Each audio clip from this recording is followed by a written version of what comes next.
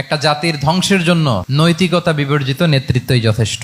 আপনার বাবা নেতা ছিল, আপনি ছেলে, তো আপনি নেতা, এটাকে নেতৃত্ব বলে না। আপনি যদি মানুষকে প্রভাবিত করবার ক্ষমতা হাসিল করেন, মানুষের কাজে আসেন, আপনাকে যদি সমাজে কাজে লাগে, আপনি মানুষকে সাপোর্ট করেন, তখন আপনি নেতা হয়ে ওঠেন।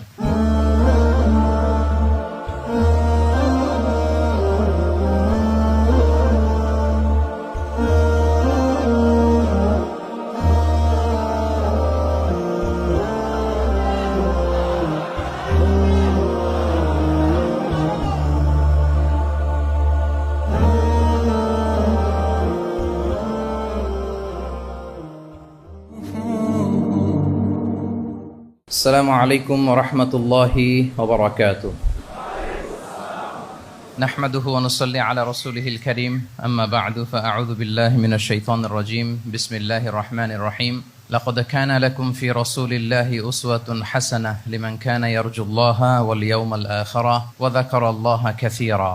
صدق الله العظيم. رب اشرح لي صدري ويسر لي أمري واحلل عقدة من لساني يفقه قولي. মিনার চট্টগ্রাম বিশ্ববিদ্যালয়ের আয়োজনে আজকের এই সিরাত প্রোগ্রামে আপনারা যারা উপস্থিত হয়েছেন তাদের সবাইকে জানাচ্ছি আন্তরিক শুভেচ্ছা এবং মোবারকবাদ। আহলান ওয়া সাহলান ওয়া মারহাবান বিকুম ফি হাযাল লিকা আত-তাইয়িব আল মুবারাক। আমরা শুরুতে আল্লাহ রাব্বুল ইজ্জা ওয়াল জালালের দরবারে শুকরিয়া জ্ঞাপন করছি, যিনি আমাদেরকে আজকের এই চমৎকার সন্ধ্যায় চট্টগ্রাম বিশ্ববিদ্যালয়ের সমাজ বিজ্ঞান অনুষদের এই চমৎকার অডিটোরিয়ামে আল্লাহ রাসূল সাল্লাল্লাহু আলাইহি ওয়া আলিহি ওয়াসাল্লামের পবিত্র সিরাত থেকে কিছু আলোচনা শুনবার জন্য আমাদেরকে একত্রিত হওয়ার সুযোগ করে দিয়েছেন। আমরা সবাই কালিমাত শুকর পড়ে নিচ্ছি আলহামদুলিল্লাহ। যে টপিকটির উপর আজকের সিরাত প্রোগ্রামে কিছু কথা আমি উপস্থাপন করবার চেষ্টা করব, সেটা হচ্ছে প্রফেটিক লিডারশিপ, অর্থাৎ নবুবী নেতৃত্ব। আল্লাহ রাসূল সাল্লাল্লাহু আলাইহি ওয়াসাল্লামের নেতৃত্বের ধরন কেমন ছিল, কৌশলগুলো কেমন ছিল, স্ট্র্যাটেজি কেমন ছিল, রূপরেখা কেমন ছিল, এবং সেখান থেকে লেসন নিয়ে বর্তমান নেতৃত্বকে আমরা কিভাবে আরো ডেভেলপ করতে পারি, ইমপ্রুভ করতে পারি, এ নিয়ে সামান্য কিছু কথা আজকের এই প্রোগ্রামে আমি উপস্থাপন করার চেষ্টা করব ইনশাআল্লাহ বিইذنিল্লাহ। তো মূল আলোচনাতে যাওয়ার আগে আমাদের শুরুতে নেতৃত্ব জিনিসটা কি, what is leadership, what is the essence of leadership, এই বিষয়টা ক্লিয়ার হইতে হবে। এটা ক্লিয়ার হলে আমরা পুরো আলোচনাটা খুব ভালো করে উপভোগ করতে পারবো ইনশাআল্লাহ। আমি অডিয়েন্সের মধ্য থেকে শুনতে চাই যে নেতৃত্ব বলতে আমরা আসলে কি বুঝি, হোয়াট ইজ লিডারশিপ। লিডারশিপ মানে অন্যকে প্রভাবিত করবার ক্ষমতা, এটাই হচ্ছে মূলত লিডারশিপ।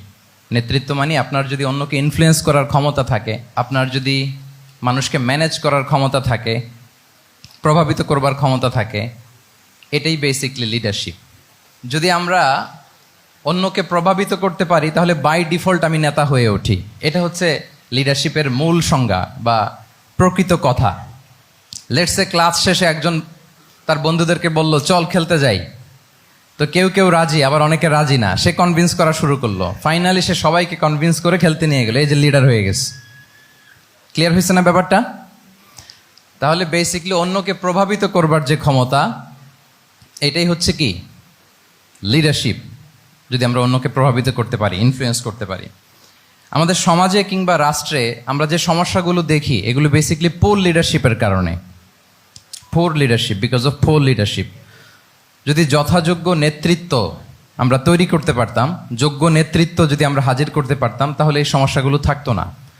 আমরা আল্লাহ রাসূল সাল্লাল্লাহু আলাইহি ওয়া আলিহি ওয়াসাল্লামের নেতৃত্বের গুণাবলীগুলো, যদি ওনার যে লিডারশিপ ট্রেডস, লিডারশিপ ফিচার্সগুলো আছে, এগুলো যদি আমরা খেয়াল করি তাহলে দেখবো যে এগুলো দিয়ে তিনি পুরো একটা জাতি, একটা ভূখণ্ডের জীবনধারা পাল্টে দিয়েছিলেন। তাহলে নেতৃত্বের দিক থেকে অ্যাজ এ লিডার তিনি কতটা সফল, এটা খুব ক্লিয়ার আমাদের কাছে। আমরা এখন দেখার চেষ্টা করব যে রাসূল সাল্লাল্লাহু আলাইহি ওয়াসাল্লামের লিডারশিপটা আসলে কোন ধরনের লিডারশিপ ছিল, কোন ধরনের নেতৃত্ব ছিল, এবং সেখান থেকে বর্তমান সময়ে আমরা কি করে যুগোপযোগী নেতৃত্ব তৈরি করতে পারি। প্রথম যেটা বলতে হবে সেটা হচ্ছে আল্লাহ রাসূল সাল্লাল্লাহু আলাইহি ওয়া আলিহি ওয়াসাল্লামের নেতৃত্বটা ছিল সার্ভেন্ট লিডারশিপ। সার্ভেন্ট লিডারশিপ মানে হচ্ছে কাজের মধ্য দিয়ে নেতা হওয়া। বেসিক্যালি আপনি যখন মানুষের কাজে লাগবেন বা কাজে আসবেন, তখনই আপনি নেতা। যদি আপনাকে সমাজে কোনো কাজে না লাগে, সমাজে যদি আপনি রেলেভেন্ট হতে না পারেন, কাউকে সাপোর্ট করতে না পারেন, গাইড করতে না পারেন, তাহলে তো নেতা হয়ে ওঠা আপনার পক্ষে সম্ভব হবে না। তাহলে যদি কাজে লাগা যায় মানুষের, আপনি যদি কাজে লাগেন, আপনি যদি মানুষের উপকারে আসেন, তাহলে by default you are a leader. If you are society oriented, if you are people oriented, if you are service oriented, by default you are a leader. আমরা যদি আল্লাহ রাসূল সাল্লাল্লাহু আলাইহি ওয়া আলিহি ওয়াসাল্লামের জীবনের দিকে একটু খেয়াল করি, তাহলে দেখবো যে নবী হওয়ার আগেও কিন্তু আল্লাহ রাসূল সাল্লাল্লাহু আলাইহি ওয়াসাল্লামের এই ক্যারেক্টারিস্টিক্স গুলো ছিল, এই ফিচার গুলো ছিল। উনি মানুষের অনেক কাজে এসেছেন, তিনি মানুষকে সাপোর্ট করতেন, বিপদে তাদের পাশে দাঁড়াতেন, তাই না? তিনি তো অফিসিয়ালি 40 বছর বয়সে নবী হলেন, যদিও আল্লাহর এলেমে তিনি অনেক আগে থেকেই নবী। কিন্তু দুনিয়াতে আল্লাহ রাসূল সাল্লাল্লাহু আলাইহি ওয়াসাল্লাম যখন 40 বছর বয়সে উপনীত হলেন, তখনই তো হেরা গুহায় নাজিল হলো, ইকরা বিসমি রাব্বিকাল্লাযী খালাক, read in the name of your Lord who has created. এই যে 5টা আয়াত নাজিল হলো, উনি নিয়ে আসলেন, কাঁপতে লাগলেন। খাদিজা রাদিয়াল্লাহু তাআলা আনহার কাছে বললেন যে মনে হয় আমি মারা যাব, আমাকে কম্বল চাপা দাও, আমার ভয় লাগছে, আমি কাঁপছি। তখন খাদিজা রাদিয়াল্লাহু তাআলা আনহা ওনাকে আশ্বস্ত করলেন, ওয়াল্লাহি লা ইউখজিকাল্লাহু আবাদা, আপনি ভয় পাবেন না, আল্লাহ আপনাকে অপদস্থ করবেন না। ইন্নাকা লা তাসিলুর রাহিমা ওয়া তাসদুকুল হাদিসা, নিশ্চয়ই আপনি আত্মীয়তার সম্পর্ককে বজায় রাখেন, আপনি সবসময় সত্য কথা বলেন। ওয়া তাহমিলুল কাল্লা, আপনি মানুষের বোঝা বয়ে দেন। ওয়া তাকসিবুল মা'দুমা, যার উপার্জন করার কোনো সক্ষমতা নেই তার জন্য আপনি উপার্জন করেন, তাকে আপনি ফিনান্সিয়াল সাপোর্ট করেন। ওয়া তাকরিউদ দাইফা, আপনি মেহমানকে খাওয়ান। ওয়া তুঈনু আলা নাওয়াইবিল হক, সত্য যেখানে বিপন্ন সেখানে আপনি সত্যের বীর সেনানী হয়ে দাঁড়িয়ে যান। তো এই ফিচার যাদের মধ্যে থাকে, এমন ব্যক্তিত্বকে আল্লাহ তাআলা কখনোই অপমান করতে পারেন না। আপনি চিন্তিত হবেন না, ডোন্ট ওয়ারি অ্যাবাউট ইট, কোনো ভয় নাই, কোনো চিন্তা নাই, আপনি আশ্বস্ত হন। তাহলে দেখেন, এই যে 6টা গুণের কথা খাদিজা রাদিয়াল্লাহু তাআলা আনহা বললেন, এগুলো কিন্তু রাসূল সাল্লাল্লাহু আলাইহি ওয়াসাল্লাম নবী হওয়ার আগের গুণ, অর্থাৎ 40 বছর বয়সে তিনি উপনীত হওয়ার আগেই ওনার এই অভ্যেস ছিল যে উনি অন্যের বোঝা বইয়ে দিতে হেল্প করতেন, মানুষকে সাপোর্ট করতেন। যার উপার্জন করার সুযোগ নাই, ক্ষমতা নাই, তাকে তিনি উপার্জন করে দিতেন, মানে তাকে ফিনান্সিয়ালি সাপোর্ট করতেন, মেহমান খাওয়াতেন। তার মানে নবী হওয়ার আগেই উনি জনকল্যাণমূলক কাজে নিজেকে সম্পৃক্ত রেখেছেন, মানুষকে তিনি সাপোর্ট করতেন, মানুষকে হেল্প করতেন, উনি মানুষের কাজে লাগতেন। আর যে মানুষের কাজে লাগে, মানুষের উপকারে আসে, জনকল্যাণমূলক কাজে নিজেকে সম্পৃক্ত রাখে, বাই ডিফল্ট সে নেতা, বাই ডিফল্ট সে কি নেতা হয়ে যায়। তাহলে to serve before to lead, নেতৃত্ব এটা আসলে পজিশনের সাথে সম্পৃক্ত না, ইটস অল অ্যাবাউট ইনফ্লুয়েন্স। আপনার বাবা নেতা ছিল, আপনি ছেলে, তো আপনি নেতা, এটাকে নেতৃত্ব বলে না। আপনি যদি মানুষকে প্রভাবিত করবার ক্ষমতা হাসিল করেন, মানুষের কাজে আসেন, আপনাকে যদি সমাজে কাজে লাগে, আপনি মানুষকে সাপোর্ট করেন, তখন আপনি নেতা হয়ে ওঠেন। তাহলে রাসূল সাল্লাল্লাহু আলাইহি ওয়াসাল্লামের লিডারশিপটা যদি বুঝতে হয়, প্রথম কথা হচ্ছে ওনার লিডারশিপের প্যাটার্নটা ছিল সার্ভেন্ট লিডারশিপ, মানে সার্ভিস দেওয়ার মধ্য দিয়ে উনি নেতা বনে গেছেন। নবী হওয়ার আগেই ওনার মধ্যে এই ট্রেড ছিল, উনি মানুষকে সার্ভিস দিতেন। আরবিতেও একটা কথা আছে, সাইয়্যিদুল কওমি খাদিমুহুম, মানে যিনি সমাজের নেতা তিনি হবে সমাজের সবচেয়ে বড় খাদেম। যিনি নেতা হবেন তিনি সমাজের সবচেয়ে বড় কি হবেন? খাদেম হবেন। আমি টোটাল 12টা পয়েন্ট আলোচনা করবার চেষ্টা করবো ইনশাআল্লাহ। প্রথম পয়েন্টটা হচ্ছে সার্ভেন্ট লিডারশিপ, মানে to serve before to lead. নেতা হওয়ার আগে খাদেম হইতে হবে। কি হইতে হবে? খাদেম হইতে পারলে আপনি বাই ডিফল্ট নেতা। তাহলে আল্লাহ রাসূল সাল্লাল্লাহু আলাইহি ওয়া আলিহি ওয়াসাল্লামের নেতৃত্বের প্রথম কথা হচ্ছে ওনার লিডারশিপ প্যাটার্নটা ছিল সার্ভেন্ট লিডারশিপ। এটা হচ্ছে নাম্বার 1। 2 নাম্বার কথা হচ্ছে নেতৃত্বের জন্য যেটা লাগে সেটা হচ্ছে কম্পিটেন্স। কিছু কম্পিটেন্স লাগে, এর মধ্যে অন্যতম কম্পিটেন্স হচ্ছে অ্যালোকোয়েন্স, বাগ্মিতা, বক্তব্যের পারঙ্গমতা, এটা লাগে। মানে যিনি নেতা হবেন তিনি কথা বলতে জানতে হবে, কথা বলতে পারতে হবে। এবার বলেন তো, আল্লাহ রাসূল সাল্লাল্লাহু আলাইহি ওয়াসাল্লামের এই কোয়ালিটিটা ছিল কি ছিল না? অসাধারণ কমিউনিকেশন স্কিল ছিল আল্লাহ রাসূল সাল্লাল্লাহু আলাইহি ওয়া আলিহি ওয়াসাল্লামের। এবং ওনার পাবলিক স্পিকিং এর যে কি দক্ষতা, আমরা ওনার বিভিন্ন বক্তব্যে, ওনার জুমার খুতবায়, ওনার বিভিন্ন আলোচনায়, বক্তব্যগুলো থেকে আমরা বুঝতে পারি। তাহলে নেতা হইতে হলে তার এলোকোয়েন্স লাগে, বাগ্মিতা লাগে। একজন মানুষ সর্বপ্রথম কোন জিনিসের প্রেমে পড়ে জানেন? কথার প্রেমে পড়ে। কিসের?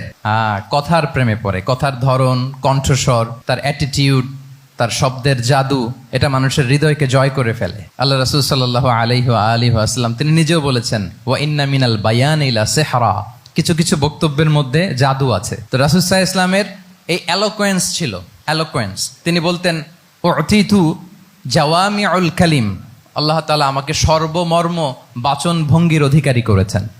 মানে উনি যেটা বলতেন এটা ছিল very precise in wording but comprehensive in meaning. এটার যে দোতনা, এটার যে appeal to the heart of the people, to the heart of the listener, এটা অসাধারণ, মানুষের হৃদয়কে জয় করে ফেলতো। আল্লাহু আকবার। তাহলে নেতা হইতে হইলে তার কমিউনিকেশন স্কিল লাগবে। কি বলেন? লাগবে। এখন নেতা আসছে, উনি বক্তব্য করতে পারতেছে না, তাহলে কি নেতা হইতে পারবে? তাহলে পাবলিক স্পিকিং, কমিউনিকেশন স্কিল, এটা ইটস এ মাস্ট, এটা নেতার লাগবে। যেমনটি রাসূলুল্লাহ সাল্লাল্লাহু আলাইহি ওয়া আলিহি ওয়াসাল্লামের ছিল। উনি সর্বমর্ম বাচন ভঙ্গির অধিকারী ছিলেন, বলতেন কম কিন্তু এটার অ্যাপিল ছিল অনেক বেশি, এটার ব্যাখ্যা হয়ে যেত অনেক। রাসূল সাল্লাল্লাহু আলাইহি ওয়াসাল্লামের সবচাইতে বড় ভাষণটি ছিল বিদায় হজের ভাষণ, খুব সম্ভবত। ওই ভাষণের টেক্সটগুলোকে যদি একসাথে করা হয় আমার মনে হয় 10 মিনিটের বেশি লাগবে না ওই টেক্সটগুলো পড়তে। তার মানে সবচাইতে বড় যে ভাষণ ওনার, ওটা কত ছিল? 10 থেকে 12 মিনিটের ভাষণ ছিল। আমরা তো ঘন্টার পর ঘন্টা বক্তব্য করি, তারপরেও তো আমরা মানুষের মনকে খুশি করতে পারি না। উনি সেই যে 1400 বছর আগে 10 মিনিটের একটা ছোট্ট ভাষণ দিলেন, গোটা বিশ্ব আজও হাবুডুবু খায় ওই ভাষণের ভেতর, ঠিক কিনা বলেন? তাহলে উতিতু জাওয়ামিউল কালিম, আমি সর্বমর্ম বাচনভঙ্গির অধিকারী। সুবহানাল্লাহ, ভেরি প্রিসাইজ এন্ড ক্লিয়ার। কতটা প্রিসাইজ এন্ড ক্লিয়ার ছিল রাসূল সাল্লাল্লাহু আলাইহি ওয়াসাল্লামের বক্তব্য?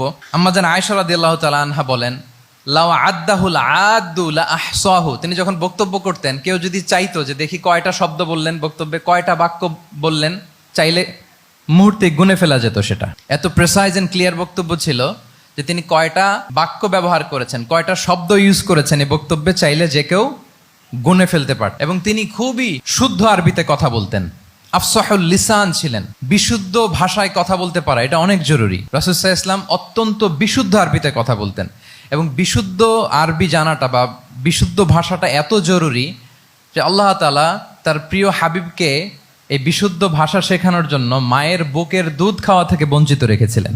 আই রিপিট, আমি আবারও বলছি, বিশুদ্ধ ভাষাটা এত জরুরি যে আল্লাহ তাআলা তার প্রিয় হাবিবকে মায়ের বুকের দুধ থেকে বঞ্চিত রেখেছেন শুধু বিশুদ্ধ ভাষার জন্য। তিনি কিন্তু মায়ের বুকের দুধ খেতে পারেন নাই।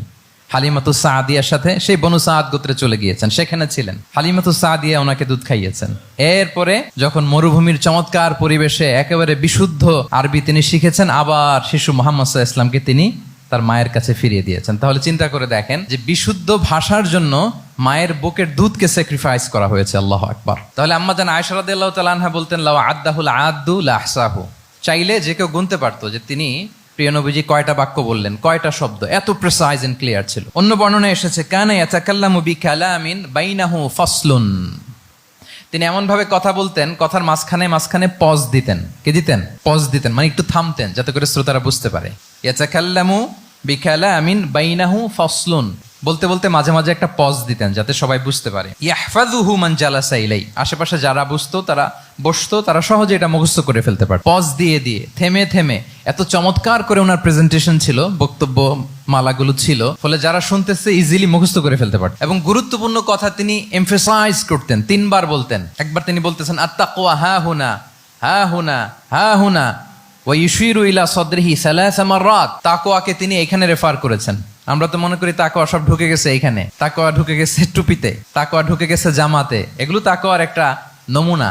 কিন্তু আল্লাহ রাসূল সাল্লাল্লাহু আলাইহি ওয়াসাল্লাম বলেছেন তাকওয়া এখানে এখানে এখানে, এভাবে 3 বার তিনি ইঙ্গিত করেছেন। গুরুত্বপূর্ণ কথাকে তিনি এভাবে এমফাসাইজ করতেন। মাঝে মাঝে এমন আবেগঘন বক্তব্য উপস্থাপন করতেন, সাহাবারা অশ্রুসিক্ত হতো। ওয়াজিলাত মিনহাল কুলুব যারাফাত মিনহাল উয়ুন। সাহাবারা বলতেন যে আমরা অশ্রুসিক্ত হতাম, আমাদের হৃদয় বিগলিত হতো। এত চমৎকার মর্মস্পর্শী বক্তব্য তিনি করতেন। এটা প্রেক্ষাপটের আলোকে। আবার যুদ্ধের ময়দানে যখন কমান্ড করতেন, তখন আলা সাউতু ওয়াশতাদ্দা গদাবু, তিনি রেগে যেতেন, উঁচু কণ্ঠে তিনি কথা বলতেন, মনে হচ্ছে একজন সেনাবাহিনীর কমান্ডার তার ব্যাটালিয়নকে কমান্ড করছেন। আল্লাহু আকবার। তাহলে বক্তব্যের যত দিক হতে পারে, স্লো মোশনে তেজস্বী বক্তব্য, খুব জ্বালাময়ী বক্তব্য, আবার মর্মস্পর্শী বক্তব্য, সব ধরনের বক্তব্য তিনি করতেন। সুবহানাল্লাহ। তাহলে এলোকোয়েন্স, 2 নাম্বার হচ্ছে এলোকোয়েন্স। কম্পিটেন্সের খুব গুরুত্বপূর্ণ একটা অংশ হচ্ছে এলোকোয়েন্স, বাগ্মিতা। এটা একজন নেতার থাকা চাই। কি বলেন? একজন নেতার এরকম বক্তব্য দিতে জানতে হবে না? আল্লাহ রাসূল সাল্লাল্লাহু আলাইহি ওয়া আলিহি ওয়াসাল্লাম তিনি ঠিক এইভাবে বক্তব্য করতেন। মাঝে মাঝে তিনি ইমোশনাল ইন্টেলিজেন্স ইউজ করতেন, মানে আবেগ অনুভূতিকে নাড়িয়ে দিয়ে শ্রোতাকে প্রভাবিত করে ফেলা। স্পিরিচুয়াল ইন্টেলিজেন্স বা ইমোশনাল ইন্টেলিজেন্স তিনি বক্তব্যের মধ্যে ব্যবহার করতেন। এমনভাবে তিনি নসিহাত করতেন, এমনভাবে কথা বলতেন, মানুষের আবেগ অনুভূতিকে তিনি নাড়িয়ে দিতেন। আল্লাহু আকবার। ছোট্ট একটা উদাহরণ এখানে আমি হাজির করি। আপনারা হুনাইনের যুদ্ধের কথা নিশ্চয়ই শুনেছেন। কত হিজরিতে হয়েছিল? 8ম হিজরি। তার মানে মক্কা বিজয়ের ইমিডিয়েট পরেই, কয়েক সপ্তাহ পরেই তো হুনাইনের যুদ্ধ হয়েছিল। তো এই হুনাইনের যুদ্ধে অনেক ওয়ার বুটিজ মুসলমানদের করতলগত হয়েছিল, মানে অনেক গানিমাত, অনেক সম্পদ ওনারা যুদ্ধ শেষে যুদ্ধলব্ধ সম্পদ হিসেবে পেয়েছিলেন। 24,000 উট, প্রায় 40,000 ভেড়া, এত পরিমাণ গানিমত যখন রাসূল সাল্লাল্লাহু আলাইহি ওয়াসাল্লাম পেলেন, তিনি এগুলো বন্টন করতে শুরু করলেন। কিন্তু রাসূল সাল্লাল্লাহু আলাইহি ওয়াসাল্লাম তিনি বন্টন করতে যে আনসারী সাহাবীদেরকে, অর্থাৎ মদিনার যে সাহাবারা, তাদেরকে কিছুই দিলেন না, বরং তিনি মক্কার সাহাবাদেরকে দিলেন, অন্যান্য গোত্রের লোকদেরকে দিলেন, আশেপাশের সবাইকে দিলেন, কিন্তু দিলেন না কাদেরকে? আনসারী সাহাবীদেরকে। তো ফলে এত বিশাল ওয়ার বুটিজ, এর মধ্যে থেকে কিছুই আনসারীরা পেল না। ওনাদের মধ্যে ক্ষোভের জন্ম নিল। ক্ষোভ থেকে ওনারা সমালোচনা করতে আরম্ভ করলেন আল্লাহ রাসূল সাল্লাল্লাহু আলাইহি ওয়াসাল্লামের, এবং সমালোচনা করতে করতে এটা এমন পর্যায়ে চলে গেল, এক পর্যায়ে তারা বলতে আরম্ভ করলো যে আমরা ওনার জন্য জান দিলাম, জীবন দিলাম, আজকে উনি এত সম্পদ পেয়ে সব নিজ এলাকার লোকদের মাঝে বন্টন করে দিল, এটা কি ঠিক করলো উনি? আল্লাহ তাআলা আল্লাহর নবীকে ক্ষমা করুক। মানে কেমন যেন রাসূল একটা ভুল করে ফেলছেন, রাসূল সাল্লাল্লাহু আলাইহি ওয়াসাল্লাম ওনাদেরকে দিতে বাধ্য ছিলেন, এটা যেহেতু দেন নাই, আল্লাহ তার রাসূলকে ক্ষমা করুক, এরকম একটা কথা তারা বলে ফেললেন। এটা তো অনেক বড় কথা। আল্লাহ রাসূল সাল্লাল্লাহু আলাইহি ওয়া আলিহি ওয়াসাল্লাম যখন এই কথা শুনলেন, তখন তিনি আনসারী সাহাবীদেরকে জড়ো করে একটা গেট টুগেদার করে এমন ইমোশনালি ওনাদেরকে কাবু করলেন, ইমোশনাল ইন্টেলিজেন্স ইউজ করলেন। এখানে তারা এসেছিল ক্ষোভ নিয়ে, অসন্তোষ নিয়ে, পরে সবাই কান্না করে রাসূল সাল্লাল্লাহু আলাইহি ওয়াসাল্লামের কাছে ক্ষমা চেয়ে সেই মজলিস থেকে উঠতে বাধ্য হয়েছে। তিনি সবাইকে ডেকে বললেন, ইয়া মা'আশারাল আনসার আলাম আতিকুম দুল্লালান ফাহাদাকুমুল্লাহ ওয়া আলাতান ফাআগনাকুমুল্লাহ ওয়া আ'দাআন ফাআল্লাফাল্লাহু বাইনা কুলুবিকুম। চমৎকার চমৎকার এক্সপ্রেশন, যে ওহে আনসাররা, আমি কি তোমাদেরকে পথভ্রষ্ট পাইনি, পথহারা পাইনি? আমার ওসিলায় তোমরা হেদায়েতের দেখা পেয়েছো। আমি কি তোমাদেরকে নিঃস্ব পাইনি? আমার ওসিলায় তোমরা সমৃদ্ধ হয়েছো, সম্পদশালী হয়েছো। আমি কি তোমাদেরকে যুদ্ধরত অবস্থায় পাইনি? আউস খাজরাজ তোমরা তো ফাইট করতেছিলে ইচ আদার। আমি যে তোমাদের মধ্যে সম্প্রীতি আর ভালোবাসার মেলবন্ধনে তোমাদেরকে একত্রিত করে দিলাম। আওয়াজাতুম ফি আনফুসিকুম ফি লুআআতিম মিনাদ দুনিয়া। আর দুনিয়ার সামান্য কিছু জিনিসের কারণে তোমরা মনে কষ্ট পাচ্ছ, যেটা দিয়ে আমি কিছু মুসলিমদের হৃদয়কে আকৃষ্ট করছিলাম। তা আল্লাফতু বিহা কওমান লিউসলিমু ওয়া ওয়াকালতুকুম ইলা ইসলামিকুম। আমি কিছু মুসলিমদেরকে এগুলো দিয়ে তাদের হৃদয়টাকে ইসলামের প্রতি আরো অ্যাট্রাক্টেড করতেছিলাম, আর তোমাদেরকে তোমাদের ইসলামের উপরই আমি ছেড়ে দিয়েছি। আমি জানি আমার আনসাররা, তাদের হৃদয়ে যে ইসলাম আছে এটাই তাদের জন্য যথেষ্ট। আমা তারদাউনা আইয়াযহাবান নাসু বিশ-শাতি ওয়াল বাঈর وَتَرْجِعُونَ بِرَسُولِ اللَّهِ فِي رِحَالِكُمْ. Won't you be happy that people go back to their country with sheep and camel, and you go back to your country with Rasulullah? Allahu Akbar. তোমরা কি এতে খুশি হবে না? মানুষ উট আর ভেড়া নিয়ে তাদের এলাকায় ফিরবে, আর তোমরা আল্লাহর রাসূলকে নিয়ে তোমাদের এলাকায় ফিরবে। এরকম একটার পর একটা ইমোশনালি রাসূল সাল্লাল্লাহু আলাইহি ওয়াসাল্লাম যখন আনসার সাহাবীদেরকে কাবু করতে লাগলেন, ওনারা এমনভাবে কান্নার রোল জুড়ে দিল, এমনভাবে অনুতপ্ত হলো, কাঁদতে শুরু করলো। পরে এরা বলতে আরম্ভ করলো, আমি তো 2-1 বাক্য বললাম, লম্বা চূড়া মন মাতানো বক্তব্য, হৃদয়স্পর্শী বক্তব্য। তারা বললো, ইয়া রাসূলুল্লাহ, আমরা শুধু আপনাকে পেয়েই খুশি। রাসূল সাল্লাল্লাহু আলাইহি ওয়াসাল্লাম বলেন, গোটা বিশ্বের মানুষ যদি এই পথ ধরে আর আনসারীরা যদি এই পথ ধরে, আমি এই পথ ছেড়ে দিয়ে আনসারীদের পথে হাঁটবো। আল্লাহ তুমি আনসারদের ক্ষমা করো, তাদের সন্তানদের ক্ষমা করো, তাদের নাতিদেরকে ক্ষমা করো। এভাবে মর্মস্পর্শী বক্তব্য যখন ইমোশনাল ইন্টেলিজেন্স দিয়ে যখন রাসূল সাল্লাল্লাহু আলাইহি ওয়াসাল্লাম বললেন, সব আনসারী সাহাবারা কাঁদতে আরম্ভ করলেন। সবাই ফাবাকাল কওমু হাত্তা আখদালু লুহাহুম, তাদের প্রত্যেকের দাড়ি ভিজে গেল, এমন কান্না জুড়ে দিল। আল্লাহু আকবার। তাহলে এটা ছিল রাসূল সাল্লাল্লাহু আলাইহি ওয়াসাল্লামের বক্তব্যের মাধ্যমে শ্রোতাদের মাঝখানে প্রভাব সৃষ্টি করার ক্ষমতা। চিন্তা করতে পারেন, হৃদয় কেঁপে ওঠে না এই কথা শুনলে? Won't you be happy people go back to their home with sheep and camel, and you take the messenger of Allah with you? মানুষ ছাগল ভেড়া নিয়ে ফিরতেছে, তোমরা তো আল্লাহর নবীকে নিয়ে ঘরে ফিরতেছো। আল্লাহু আকবার। তাহলে এই কম্পিটেন্সটা লাগে একজন নেতার, তিনি এরকম মর্মস্পর্শী বক্তব্য দিতে জানতে হবে। 3 নাম্বার হচ্ছে কম্পেশন, মানে সফট হার্টেড, দয়াদ্র হৃদয় হতে হবে। আপনি মানুষের দুঃখ যদি আপনাকে কাঁদায়, তবেই আপনি নেতা। আমরা আল্লাহ রাসূল সাল্লাল্লাহু আলাইহি ওয়াসাল্লামের দিকে যদি তাকাই, ওনার তো একটা উপাধিই হচ্ছে রাহমাতাল লিল আলামিন। আল্লাহ রাসূল সাল্লাল্লাহু আলাইহি ওয়াসাল্লামের উপাধি কি? ওমা আরসালনাকা ইল্লা রাহমাতাল লিল আলামিন। We have not sent you but as mercy for all the worlds. নবী হে, আপনাকে সবার জন্য আমি মার্সি করে পাঠিয়েছি, রাহমা করে পাঠিয়েছি। আপনি সবার জন্য রহমত, মানুষের জন্য, ম্যানকাইন্ড, জিনকাইন্ড, অ্যানিমালস, সবার জন্য আপনি রাহমা। রাসূল সাল্লাল্লাহু আলাইহি ওয়াসাল্লাম কতটা দয়াদ্র ছিল। আল্লাহ তাআলা অন্য আয়াতে বলছেন, ফাবিমা রাহমাতিম মিনাল্লাহি লিনতা লাহুম ওয়ালাউ কুনতা ফাযযান গালিযাল কলবি লানফাদ্দু মিন হাওলিক। নবী হে, লিনতা লাহুম, সবার জন্য আপনি সফট হার্টেড হয়েছেন আল্লাহর অনুগ্রহে। যদি আপনি সফট হার্টেড না হয়ে আপনি যদি কঠোর হৃদয়ের অধিকারী হতেন, তাহলে এখন লোকেরা যেমনি আপনাকে ঘিরে রাখে, আপনার চারিপাশে সবাই ঘিরে রাখতো না। আল্লাহু আকবার। সাহাবারা সব সময় রাসূল সাল্লাল্লাহু আলাইহি ওয়াসাল্লামের সঙ্গ পেতে চাইতো, অ্যাকম্পানি চাইতো, ঘিরে রাখ। এমনকি অনেক সাহাবী ঘরে ভালো না লাগলে রাসূল সাল্লাল্লাহু আলাইহি ওয়াসাল্লামের কাছে চলে আসতো। এমনকি অনেক সাহাবী বলতেন যে আমার পেটে ক্ষুধা লাগলেই আমি রাসূলের কাছে যেতাম, কারণ রাসূলের চেহারা দেখলে আমার পেটের ক্ষুধা উধাও হয়ে যেত। ফাবিমা রাহমাতিম মিনাল্লাহি লিনতা লাহুম। নবী হে, আল্লাহর অনুগ্রহে আপনি কোমলভাষী হয়েছেন। কোমল হৃদয়ের হওয়া, সফট হার্টেড হওয়া, দয়াদ্র চিত্তের হওয়া, এটা অন্যতম একটা লিডারশিপ ট্রেট।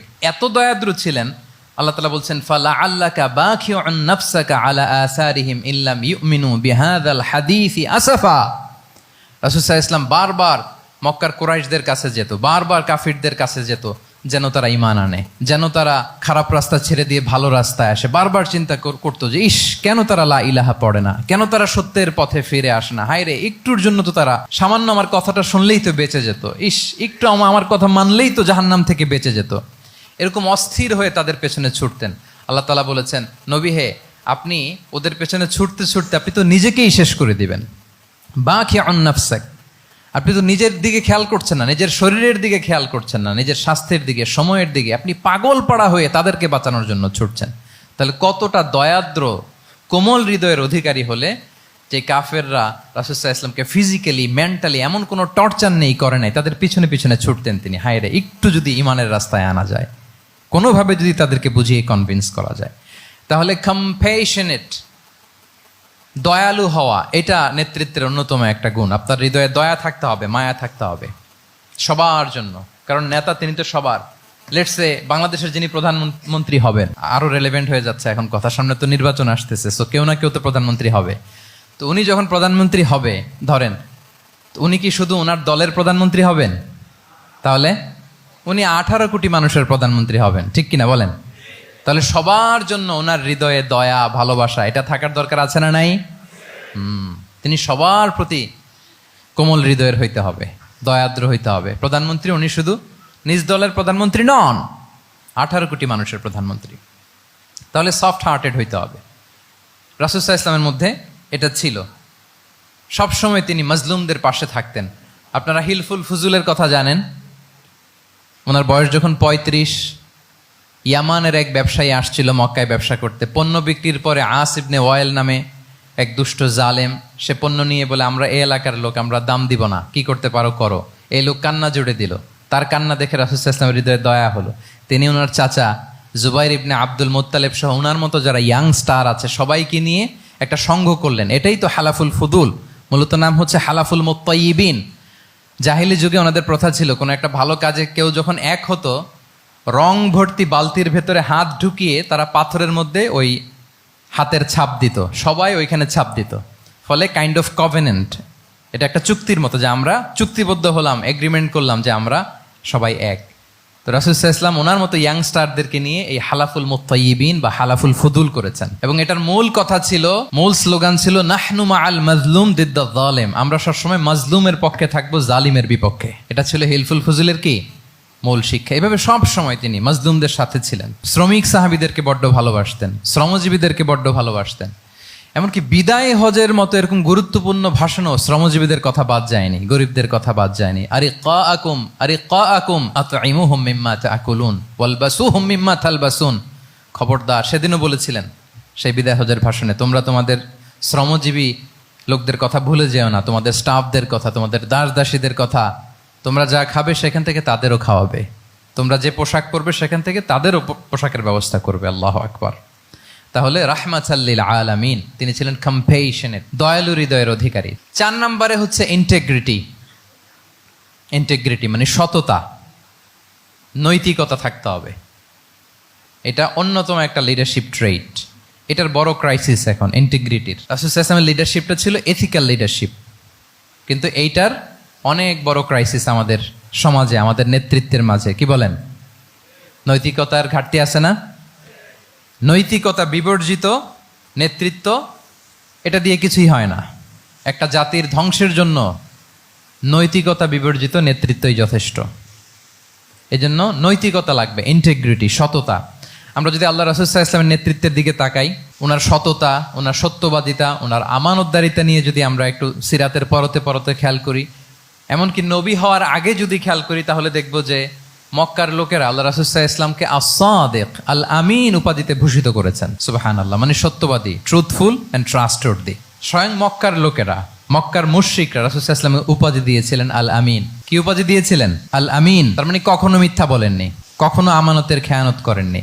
যখন আয়াত নাজিল হলো ওয়া আনজির আশিরাতাকাল আকরাবিন, হে নবী আপনি আপনার নিকট আত্মীয়দেরকে সতর্ক করুন জাহান্নামের আযাবের, তিনি সাফা পাহাড়ের চূড়ায় উঠে গেলেন, ডাকতে আরম্ভ করলেন, ও মক্কার লোকেরা, ও আমার আত্মীয়রা, আমি যদি বলি এই পাহাড়ের পেছনে একদল ঘোড় সাওয়ার সশস্ত্র ব্যাটালিয়ন তোমাদেরকে এখনই অ্যাটাক করবে, তোমরা কি বিশ্বাস করবে? আকুনতুম মুসাদ্দিকিয়া, আমার কথা বিশ্বাস করবে? মক্কাবাসী এক বাক্যে কি বলেছিল জানেন? তারা বলেছিল নাম, অবশ্যই বিশ্বাস করবে। কেন বিশ্বাস করবে? বলে যে মা জাররাবনা আলাইকা ইল্লা সিদকা, we have never ever experienced a single lie from you in our life. আমরা জীবনে কোনোদিন তোমার মিথ্যা বলতে শুনি নাই। আল্লাহু আকবার। কি নিঃসংকোচ স্বীকৃতি এলাকার লোকদের। এইটা আমাদের সমাজে অনেক বড় ক্রাইসিস, আমানতদারিতা, ট্রাস্টওয়ার্দিনেস। সো এখান থেকে আমাদের শিখতে হবে, অনেক কিছু রিভাইজ করতে হবে আমাদেরকে। এই যে নতুন বাংলাদেশের চমৎকার সময় এসেছে, আর 54 বছরও হয়তো আমরা এই সুযোগ পাবো না। এজন্য আমাদেরকে শিখতে হবে রাসূল সাল্লাল্লাহু আলাইহি ওয়াসাল্লামের যে ইন্টিগ্রিটি, ওনার যে ট্রাস্টওয়ার্দিনেস, এই আমানতদারিতা থেকে আমাদেরকে শিখতে হবে। তাহলে নেতাকে আস্থার জায়গা তৈরি করে নিতে হয়। রাসূল সাল্লাল্লাহু আলাইহি ওয়াসাল্লাম এটা ধীরে ধীরে তৈরি করেছেন। আপনারা জানেন যে উনি নবুয়তের আগে পার্টনারশিপে বিজনেস করতেন খাদিজা রাদিয়াল্লাহু তাআলা আনহার সাথে, মানে খাদিজা রাদিয়াল্লাহু তাআলা আনহার ইনভেস্টমেন্ট আর উনি শ্রম দিতেন। তো উনি সিরিয়াতে গিয়েছেন পণ্য নিয়ে, মালামাল নিয়ে। ওনার ব্যবসা বাণিজ্যের ধরন কেমন এটা দেখবার জন্য খাদিজা রাদিয়াল্লাহু তাআলা আনহা ওনার এক বান্ধবীকে পাঠিয়েছিলেন ওই ক্যারাভ্যানে, ওই কাফেলায়। নাম ছিল মাইসারা। তো মাইসারাকে বলেছে, মাইসারা তুমি দেখবা যে টাকা পয়সা আবার উল্টাপাল্টা করে কিনা, ঠিকঠাক মতো ব্যবসা করে কিনা, আমার huge investment, on behalf of me তুমি এই ক্যারাভ্যানে থাকবে আর দেখবে যে মোহাম্মদ ঠিকঠাক বিজনেসটা করে কিনা।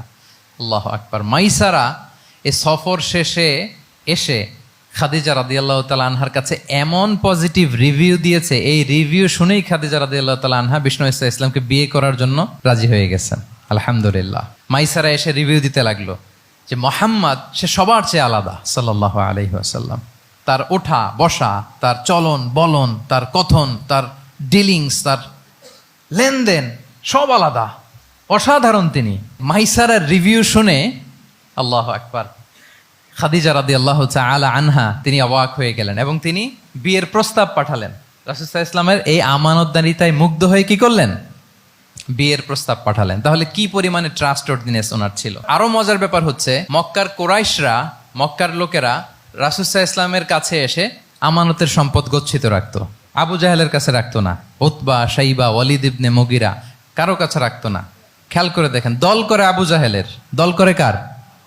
কিন্তু আমানত রাখে কার বাসায়? কি অবাক করা কাণ্ড না?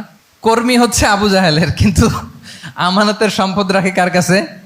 মুহাম্মদ সাল্লাল্লাহু আলাইহি ওয়াসাল্লামের বাসায়। রাসূল সাল্লাল্লাহু আলাইহি ওয়াসাল্লাম যেদিন হিজরত করবেন, উনি সাইয়েদনা আলী রাদিয়াল্লাহু তাআলা আনহুকে অ্যাসাইন করে গিয়েছেন যে আলী তুমি থাকো, তুমি কয়েকদিন পরে মদিনায় হিজরতে যাবা, আমার কাছে যত আমানতের সম্পদ আছে এগুলো তুমি আগে বিলি করে তারপরে যাবে। রাসূল সাল্লাল্লাহু আবু বকর রাদিয়াল্লাহু তাআলা আনহুকে নিয়ে চলে গেলেন। আলী রাদিয়াল্লাহু তাআলা আনহুর টানা 3 দিন লেগেছে যে ডেপোজিটগুলো রাসূল সাল্লাল্লাহু আলাইহি ওয়াসাল্লামের কাছে ছিল, আমানতের যেই জিনিসগুলো ছিল এগুলো বন্টন করতে সাইয়েদনা আলী রাদিয়াল্লাহু তাআলা আনহু 3 দিন সময় নিয়েছেন। 3 দিন। এত পরিমাণ আমানতের সম্পদ রাসূল সাল্লাল্লাহু আলাইহি ওয়াসাল্লামের কাছে ছিল। আল্লাহু আকবার। তাহলে এই আমানতদারিতা, সততা, অনেস্টি, ট্রাস্টওয়ার্দিনেস এটা অনেক জরুরি নেতৃত্বের জন্য। নেতা হতে চাইলে তাকে আমানতদার হইতে হবে। যদি একজন ট্রু লিডার কেউ হতে চায়, তার মধ্যে আমানতদারিতা চাই। কি চাই? আমানতদার। তাহলে ইন্টিগ্রিটি। 5 নম্বরে হচ্ছে গুড ইন্টারাকশন উইথ ফলোয়ার্স। নেতার তার ফলোয়ারের সাথে কি লাগবে? ভালো ইন্টারাকশন লাগবে, সুন্দর একটা সম্পর্ক লাগবে, ভালো বোঝাপড়া চাই। একজন ভালো নেতৃত্বের বৈশিষ্ট্য হচ্ছে নেতা তার ফলোয়ারের সাথে কি করবে? ইন্টারেক্ট করবে। এখানেই বস আর লিডারের মধ্যে পার্থক্য। বস কি করে? অর্ডার করে শুধু। বসের কাজ হচ্ছে এই ডুজ অ্যান্ড ডোন্টস বলে দেয়, এইটা করা যাবে, ওইটা করা যাবে, মানে অর্ডার করে, ডিরেক্ট করে। কিন্তু লিডার কি করে? গাইড করে, মেন্টরিং করে, ইন্সপায়ার করে, মোটিভেট করে। So here is the difference between leader and boss. তাহলে বসই হওয়া যাবে না। নেতা হইতে চাইলে বসই হওয়া যাবে না। You have to interact with your followers. আপনার ফলোয়ারের সাথে ইন্টারাকশন লাগবে, তবেই আপনি নেতা। আমরা দেখি রাসূল সাল্লাল্লাহু আলাইহি ওয়াসাল্লামের কেমন ইন্টারাকশন ছিল। রাসূল সাল্লাল্লাহু আলাইহি ওয়াসাল্লাম যে কোনো বড় ডিসিশনে সাহাবাদের সাথে কনসালটেশন করতেন, পরামর্শ করতেন, তারপরে সিদ্ধান্ত নিতেন। ওয়াশাবিরহুম ফিল আমর, এই আয়াতের ভিত্তিতে তিনি সবার সাথে কি করে নিতেন? সাহাবাদের সাথে পরামর্শ করে নিতেন। আপনারা দ্বিতীয় হিজরির যে বদরের যুদ্ধের কথা জানেন, বদরের প্রান্তরটা মদিনা থেকে প্রায় 130 কিলো দক্ষিণ পশ্চিমে। তো ওখানে গেলেন মদিনা থেকে। তিনি যাওয়ার পরে এক জায়গায় তিনি সেনা ক্যাম্প স্থাপন করলেন। স্থাপন করার পরে হাব্বাব ইবনুল মুনজির রাদিয়াল্লাহু তাআলা আনহু তিনি জিজ্ঞেস করলেন, ইয়া রাসূলুল্লাহ, এই যে আপনি এই জায়গায় বদরের প্রান্তরে সেনা শিবির স্থাপন করলেন, সেনা ক্যাম্প স্থাপন করলেন, এটা কি আল্লাহর দেখিয়ে দেয়া কোনো জায়গা নাকি আপনার ইচ্ছায়? তিনি বললেন, আমানজিলান আনসালাকাল্লাহু লাইসা লানা আন নাতাকদ্দামাহু ওয়ালা নাতাআখারা আনহু। এটা কি একেবারে ফিক্সড আল্লাহর পক্ষ থেকে ওহী যে এখানেই শিবির স্থাপন করতে হবে, নাকি আমহুয়া রায়ু ওয়াল হারবু ওয়াল মাকিদা, নাকি এটা যুদ্ধের কৌশল হিসেবে আপনি নিজ থেকে করেছেন? রাসূল সাল্লাল্লাহু আলাইহি ওয়াসাল্লাম বললেন, না, এটা কোনো ওহী না। আমার কাছে মনে হয়েছে, আমার যে অ্যানালিসিস, আমার মনে হয়েছে বদরের যুদ্ধে এখানেই আমাদের পজিশনিংটা হইলে ভালো হয়। হাব্বাব ইবনে মুনজির রাদিয়াল্লাহু তাআলা আনহু বলেন, না, ইদান লাইসা হাযা বিমানসিল ইয়া রাসূলুল্লাহ, তাহলে এইখানে যদি আপনার নিজ থেকে আপনি এটা ডিসাইড করেন, আমি আপনার অনুমতিক্রমে বলতে চাই ইয়া রাসূলুল্লাহ, এটা সুন্দর জায়গা হয়নি। সুন্দর জায়গা হয়নি? তাহলে কোথায়? হাব্বাব বললেন, ওইখানে, ওই যে বদরের একটা কুয়া আছে, এখানে পানির সোর্স আছে। আমরা যদি ওইখানে একটা ব্লকেট দিয়ে দাঁড়াতে পারি, তাহলে কোরাইশরা এসে আর পানি খেতে পারবে না। ওরা পানি না খেয়েই মরবে, যুদ্ধেও মরবে, পানির অভাবেও মরবে। আল্লাহু আকবার। এক মুহূর্ত দেরি করলেন না রাসূল সাল্লাল্লাহু আলাইহি ওয়াসাল্লাম। এই অপিনিয়ন পাওয়ার সাথে সাথেই বললেন, এই সেনা ক্যাম্প এখান থেকে উঠে হাব্বাব যেখানে বলেছে ওইখানে যে সেনা শিবির স্থাপন করো। এক সেকেন্ডও দেরি করেন নাই। তাহলে কোনো ইগোইস্টিক ঝামেলা ছিল না, ভেরি অ্যাকোমোডেটিভ ছিলেন রাসূল সাল্লাল্লাহু আলাইহি ওয়াসাল্লাম। আমরা অনেক সময় নতুন কোনো কথা শুনলে, কোনো রিফর্ম শুনলে, শ্রোতাদের মধ্যে থেকে কিছু একটা শুনলে আটকে উঠি, চেঞ্জ করতে চাই না, রিজিড হয়ে থাকে। এই রিজিডিটি রাসূল সাল্লাল্লাহু আলাইহি ওয়াসাল্লামের মধ্যে ছিল না। ভেরি অ্যাকোমোডেটিভ ছিলেন, ইজিলি ওপেন আপ করতে পারতেন। মুহূর্তেই বলেন, ঠিক আছে, আমি যেখানে করেছি আসলে ঠিক হয় না। হাব্বাব যেখানে বলেছে সবাই ওখানে যে সেনা ক্যাম্প স্থাপন করো। আল্লাহু আকবার। উনি চাইলে বলতে পারতেন, এই হাব্বাব, তুমি কি আমার চেয়ে বেশি বুঝো? আমি তো নবী, তুমি আমার উম্মাহ, আমার কাছে ওহী আসে। কোনো ধরনের আর্গুমেন্টে না যে সরাসরি রাসূল সাল্লাল্লাহু আলাইহি ওয়াসাল্লাম এটাকে মেনে নিলেন। আল্লাহু আকবার। তাহলে এই যে ইন্টারাকশন, দেখেন কত চমৎকার ইন্টারাকশন ছিল সাহাবীদের সাথে রাসূলুল্লাহ সাল্লাল্লাহু আলাইহি ওয়া আলিহি ওয়াসাল্লামের। তাহলে good interaction with your followers, এটা জরুরি। আমরা যদি খন্দকের ঘটনা দেখি, খন্দকের যে পরীক্ষা খনন করা হয়েছিল, এটা কিন্তু কোনো মদিনার বা মক্কার কোনো আরাবিয়ান সাহাবাদের কাছ থেকে এই পরামর্শ আসেনি। এসেছে কার কাছ থেকে? সালমান আল ফারিসি। বাড়ি কই? সেই ইরান, ইয়ামান না, ইরানে। উনি হি ওয়াজ পার্সিয়ান, উনি ইরান থেকে আসছে। তাহলে ইজিলি তিনি সাহাবীদের কাছ থেকে চমৎকার অপিনিয়ন আসলে সেটাকে পিক করতেন এবং তাদের সাথে চমৎকার ইন্টারাকশন ছিল। সাহাবীদের সাথে, ফলোয়ারদের সাথে ওনার কতটা গভীর ইন্টারাকশন ছিল, ছোট্ট একটা হাদিস বলে, হাদিসটা সহিহ, মুসনাদে আহমদ ইবনে হাম্বালে এসছে। আমি এই পয়েন্টটা শেষ করছি। রাসূল সাল্লাল্লাহু আলাইহি ওয়াসাল্লামের যুগে এক সাহাবী ছিল, তার নাম ছিল জাহির ইবনে হারাম আল আশজাঈ। জাহির সাহাবীর নাম কি? সবাই বলুন, কি নাম? জাহির রাদিয়াল্লাহু তাআলা। উনি মদিনায় থাকতেন না, উনি মরুপল্লীতে থাকতেন, মানে বেদুইন ছিলেন আর কি। মদিনা তো শহর, সিটি, উনি সিটিতে থাকতেন না, উনি থাকতেন মরুপল্লীতে। ওখানে তিনি অর্গানিক ফলমূল, শাকসবজি চাষ করতেন। রাসূল সাল্লাল্লাহু আলাইহি ওয়াসাল্লাম ওনার এই অর্গানিক ফলমূল আর শাকসবজি খুব পছন্দ করতেন। ফলে উনি প্রায় সেই মরুপল্লী থেকে রাসূল সাল্লাল্লাহু আলাইহি ওয়াসাল্লামের জন্য অর্গানিক ফ্রেশ ফ্রুট আর শাকসবজি মদিনায় নিয়ে আসতেন এবং এগুলো ফ্রিতে দিতেন রাসূল সাল্লাল্লাহু আলাইহি ওয়াসাল্লামকে অ্যাজ এ গিফট। উপহার হিসেবে রাসূল সাল্লাল্লাহু আলাইহি ওয়াসাল্লামকে মরুপল্লী থেকে চাষ করে আনা ফলমূল, শাকসবজি দিতেন। আর কিছু শাকসবজি, ফলমূল তিনি মদিনার বাজারে বিক্রি করতেন। তো একবার তিনি এসে রাসূল সাল্লাল্লাহু আলাইহি ওয়াসাল্লামকে অর্গানিক এই ফ্রুটগুলো দিয়ে বাকিগুলো মদিনার বাজারে বিক্রি করতেছেন। রাসূলুল্লাহ সাল্লাল্লাহু আলাইহি ওয়া আলিহি ওয়াসাল্লাম বাজার ভ্রমণে গেলেন, যে দেখে ওই তো জাহের, উনি আবার কানা রজুলান দামিমান, একটু কুৎসিত দেখতে, একটু খাটো কুৎসিত শ্যামবর্ণের ছিলেন। তো ওনাকে দেখেই রাসূল সাল্লাল্লাহু আলাইহি ওয়াসাল্লাম পিছন থেকে এরকম ঝাপটে ধরলেন। উনি তো আর দেখতে পারতেছেন না কে ধরলো। উনি বলে, মান হাদা আরসিলনি, এই ছাড়ো ছাড়ো, কে কে, এই কোন লোক আমারে ধরলো? ছাড়ো ছাড়ো করে অস্থির। যখন পিছনে ফিরে দেখে আল্লাহ রাসূল সাল্লাল্লাহু আলাইহি ওয়াসাল্লাম, এখন আর ছাড়াছাড়ি করে না, এখন ওনার পিঠটা রাসূল সাল্লাল্লাহু আলাইহি ওয়াসাল্লামের বুক মোবারকের দিকে আরো লাগাই দিচ্ছে এইভাবে। সুবহানাল্লাহ। এতক্ষণ বলে, এই কে, ছাড়ো ছাড়ো। যখন দেখে রাসূল সাল্লাল্লাহু আলাইহি ওয়াসাল্লাম এখন আর তাড়াহুড়ো করতেছে না, এখন ওনার পিঠটা রাসূল সাল্লাল্লাহু আলাইহি ওয়াসাল্লামের বুক মোবারকের সাথে আরো ঠেলে দিচ্ছে। রাসূল সাল্লাল্লাহু আলাইহি ওয়াসাল্লাম এবার মজার ছলে বললেন, মাইয়াশতারি হাযাল আব, ফান করে বলতেছেন, এই একটা দাস আছে আমার কাছে, এই লোকটারে কে কিনবে, আমি বেচবো। জাহির রাদিয়াল্লাহু তাআলা আনহু বলেন, ইয়া রাসূলুল্লাহ, ইদান ওয়াল্লাহি তাজিদুনি কাসিদান, আমি কালো মানুষ, আমি সস্তা মানুষ, আমারে বেচলে বেশি দাম পাবেন না আপনি। আমি তো সস্তা মানুষ ইয়া রাসূলুল্লাহ। রাসূল সাল্লাল্লাহু আলাইহি ওয়াসাল্লাম বললেন, আনতা লাস্তা ইনদাল্লাহি কাসিদ ইয়া জাহির। হে জাহির, তুমি আল্লাহর কাছে সস্তা নও, আনতা ইনদাল্লাহি গালি, তুমি আল্লাহর কাছে বড্ড দামি। তোমার স্কিন ব্রাইট কালার না, তুমি কুৎসিত, তুমি দুনিয়াতে সস্তা হতে পারো, কিন্তু আমার আল্লাহর দরবারে তুমি কভু সস্তা নও। আনতা ইনদাল্লাহি গালি, আল্লাহর কাছে তুমি বড্ড দামি। দেখেন ইন্টারেকশন কোন মাত্রায় গেলে পিছন থেকে যে এরকম হাক করা যায়, ঝাপটে ধরা যায় এক সাহাবীকে, সুবহানাল্লাহ বিহামদি। এরকম গুড ইন্টারাকশন ছিল। অনেক অনেক ভুরি ভুরি সিরাতের পরতে পরতে আপনারা পাবেন যে রাসূল সাল্লাল্লাহু আলাইহি ওয়াসাল্লামের সাথে সাহাবাদের ইন্টারাকশন কত চমৎকার ছিল। 6 নম্বরে হচ্ছে কারেজ, সাহসিকতা। নেতা হইতে হইলে সাহস লাগবে না? নেতারে বাঁচানোর জন্য কর্মীরা দৌড়াইতেছে সামনে, নেতা যদি ছোটে পেছনে, তাহলে হবে? তাহলে তো তাকে নেতা বলা যায় না। কি বলেন? নেতার তো হি শুড বি কারেজাস, তার সাহসী হইতে হবে, দুর্দান্ত সাহস থাকতে হবে তার। রাসূল সাল্লাল্লাহু আলাইহি ওয়াসাল্লামের এরকম দুর্দান্ত সাহস ছিল, অত্যন্ত সাহসিকতার অধিকারী তিনি ছিলেন। এবং এই লিডারশিপ ট্রেটটা খুবই জরুরি, এটাকে বলে মাদার স্কিল। কারেজি যে মাদার স্কিল, এটাই সব। এই হিম্মত লাগবে। আর রাজুলু যু হিম্মা ইউহিল উম্মাহ, যার হিম্মত আছে সেই জাতিকে জাগাতে পারে, ঠিক কিনা? এই যে আমাদের কাছে তো উদাহরণ একেবারে হাতের কাছেই, এই যে 5 আগস্টে, এই যে জুলাই আপরাইজিং, যদি কারেজ না থাকতো আমাদের তরুণদের, আমাদের জেনজিদের, তাহলে এই পরিবর্তন কি আমরা দেখতে পেতাম? না। আমি গল্প শুনছিলাম যে এই চট্টগ্রাম বিশ্ববিদ্যালয় থেকে 2 জন শহীদ হয়েছে। আল্লাহ তাদের কবরগুলোকে তুমি জান্নাতে টুকরা বানিয়ে দাও। এই যে আমাদের তরুণরা তাজা রক্ত দিয়ে একটা চেঞ্জ এনেছে, পরিবর্তন, এটা তো কারেজ, তাদের সাহসিকতার বহিঃপ্রকাশ, ঠিক কিনা? এটা লাগবে।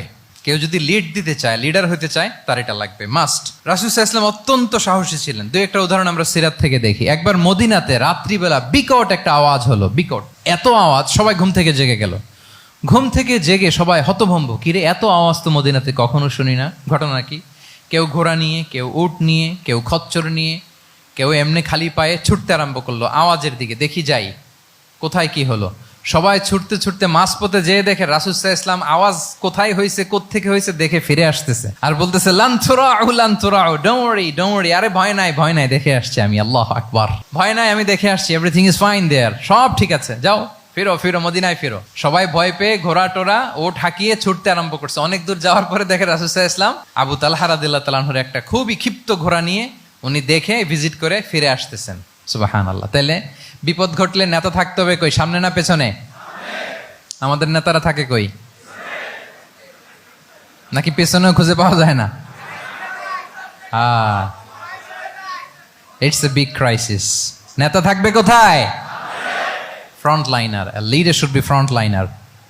উনি তো লিড দিবে, নেতৃত্ব দিবে। এখন ওনারা যদি খুঁজে পাওয়া না যায়, তাহলে থাকবে কিছু না। এই যে শিখতে হবে আমাদের, যেমনটা রাসূল সাল্লাল্লাহু আলাইহি ওয়াসাল্লাম করলেন। বিকট আওয়াজ, উনি আগে চলে গেছে, কাউকে না বলে দেখে টেকে চলে আসতেছে। আল্লাহু আকবার। হুনাইনের যুদ্ধে এক পর্যায়ে মুসলমানরা পর্যদুস্ত হয়ে যাচ্ছিল, আপনারা অনেকে জানেন। To make the long story short, পুরো ঘটনাটা আমি আনবো না। সাহাবারা দিক বিদিক ছুটতে আরম্ভ করলো। পাহাড়ের উপর থেকে এমন প্রবল বেগে তীর ছোড়া হচ্ছিল, সাহাবারা টিকতে পারছিলেন না, কেউ এদিকে কেউ ওদিকে। রাসূল সাল্লাল্লাহু আলাইহি ওয়াসাল্লাম এই তীর তলোয়ারকে উপেক্ষা করে সামনে যেয়ে দাঁড়ালেন ঢালের মতো, আর বললেন আনা নবিয়্যু লা কাযিব আনা ইবনু আব্দুল মুত্তালিব। এই সাহাবারা, আনা নবিয়্যু লা কাযিব, আমি সত্য নবী, আমার দিকে ফেরো, I'm the grandson of Abdul Muttalib, আমি দাঁড়িয়ে আছি, ফেরো। রাসূল সাল্লাল্লাহু আলাইহি ওয়াসাল্লামের যখন এই সাহসী স্টেটমেন্ট তারা পেলেন, আবার আল্লাহু আকবার ধ্বনি নিয়ে সাহাবারা সামনের দিকে এগিয়ে গেছেন। এই যে আগালেন, আর পিছু ফিরলেন না, হুনাইন জয় করেই ছাড়লেন। আল্লাহু আকবার। তাহলে ইতিহাসের পরতে পরতে, সিরাতের পরতে পরতে আমরা দেখবো যে রাসূল সাল্লাল্লাহু আলাইহি ওয়াসাল্লাম হি ওয়াজ এ হাইলি কারেজাস, অনেক সাহসী একজন ব্যক্তিত্ব ছিলেন, অত্যন্ত সাহসী পুরুষ ছিলেন। তাহলে নেতা হইতে হইলে তার কি লাগবে?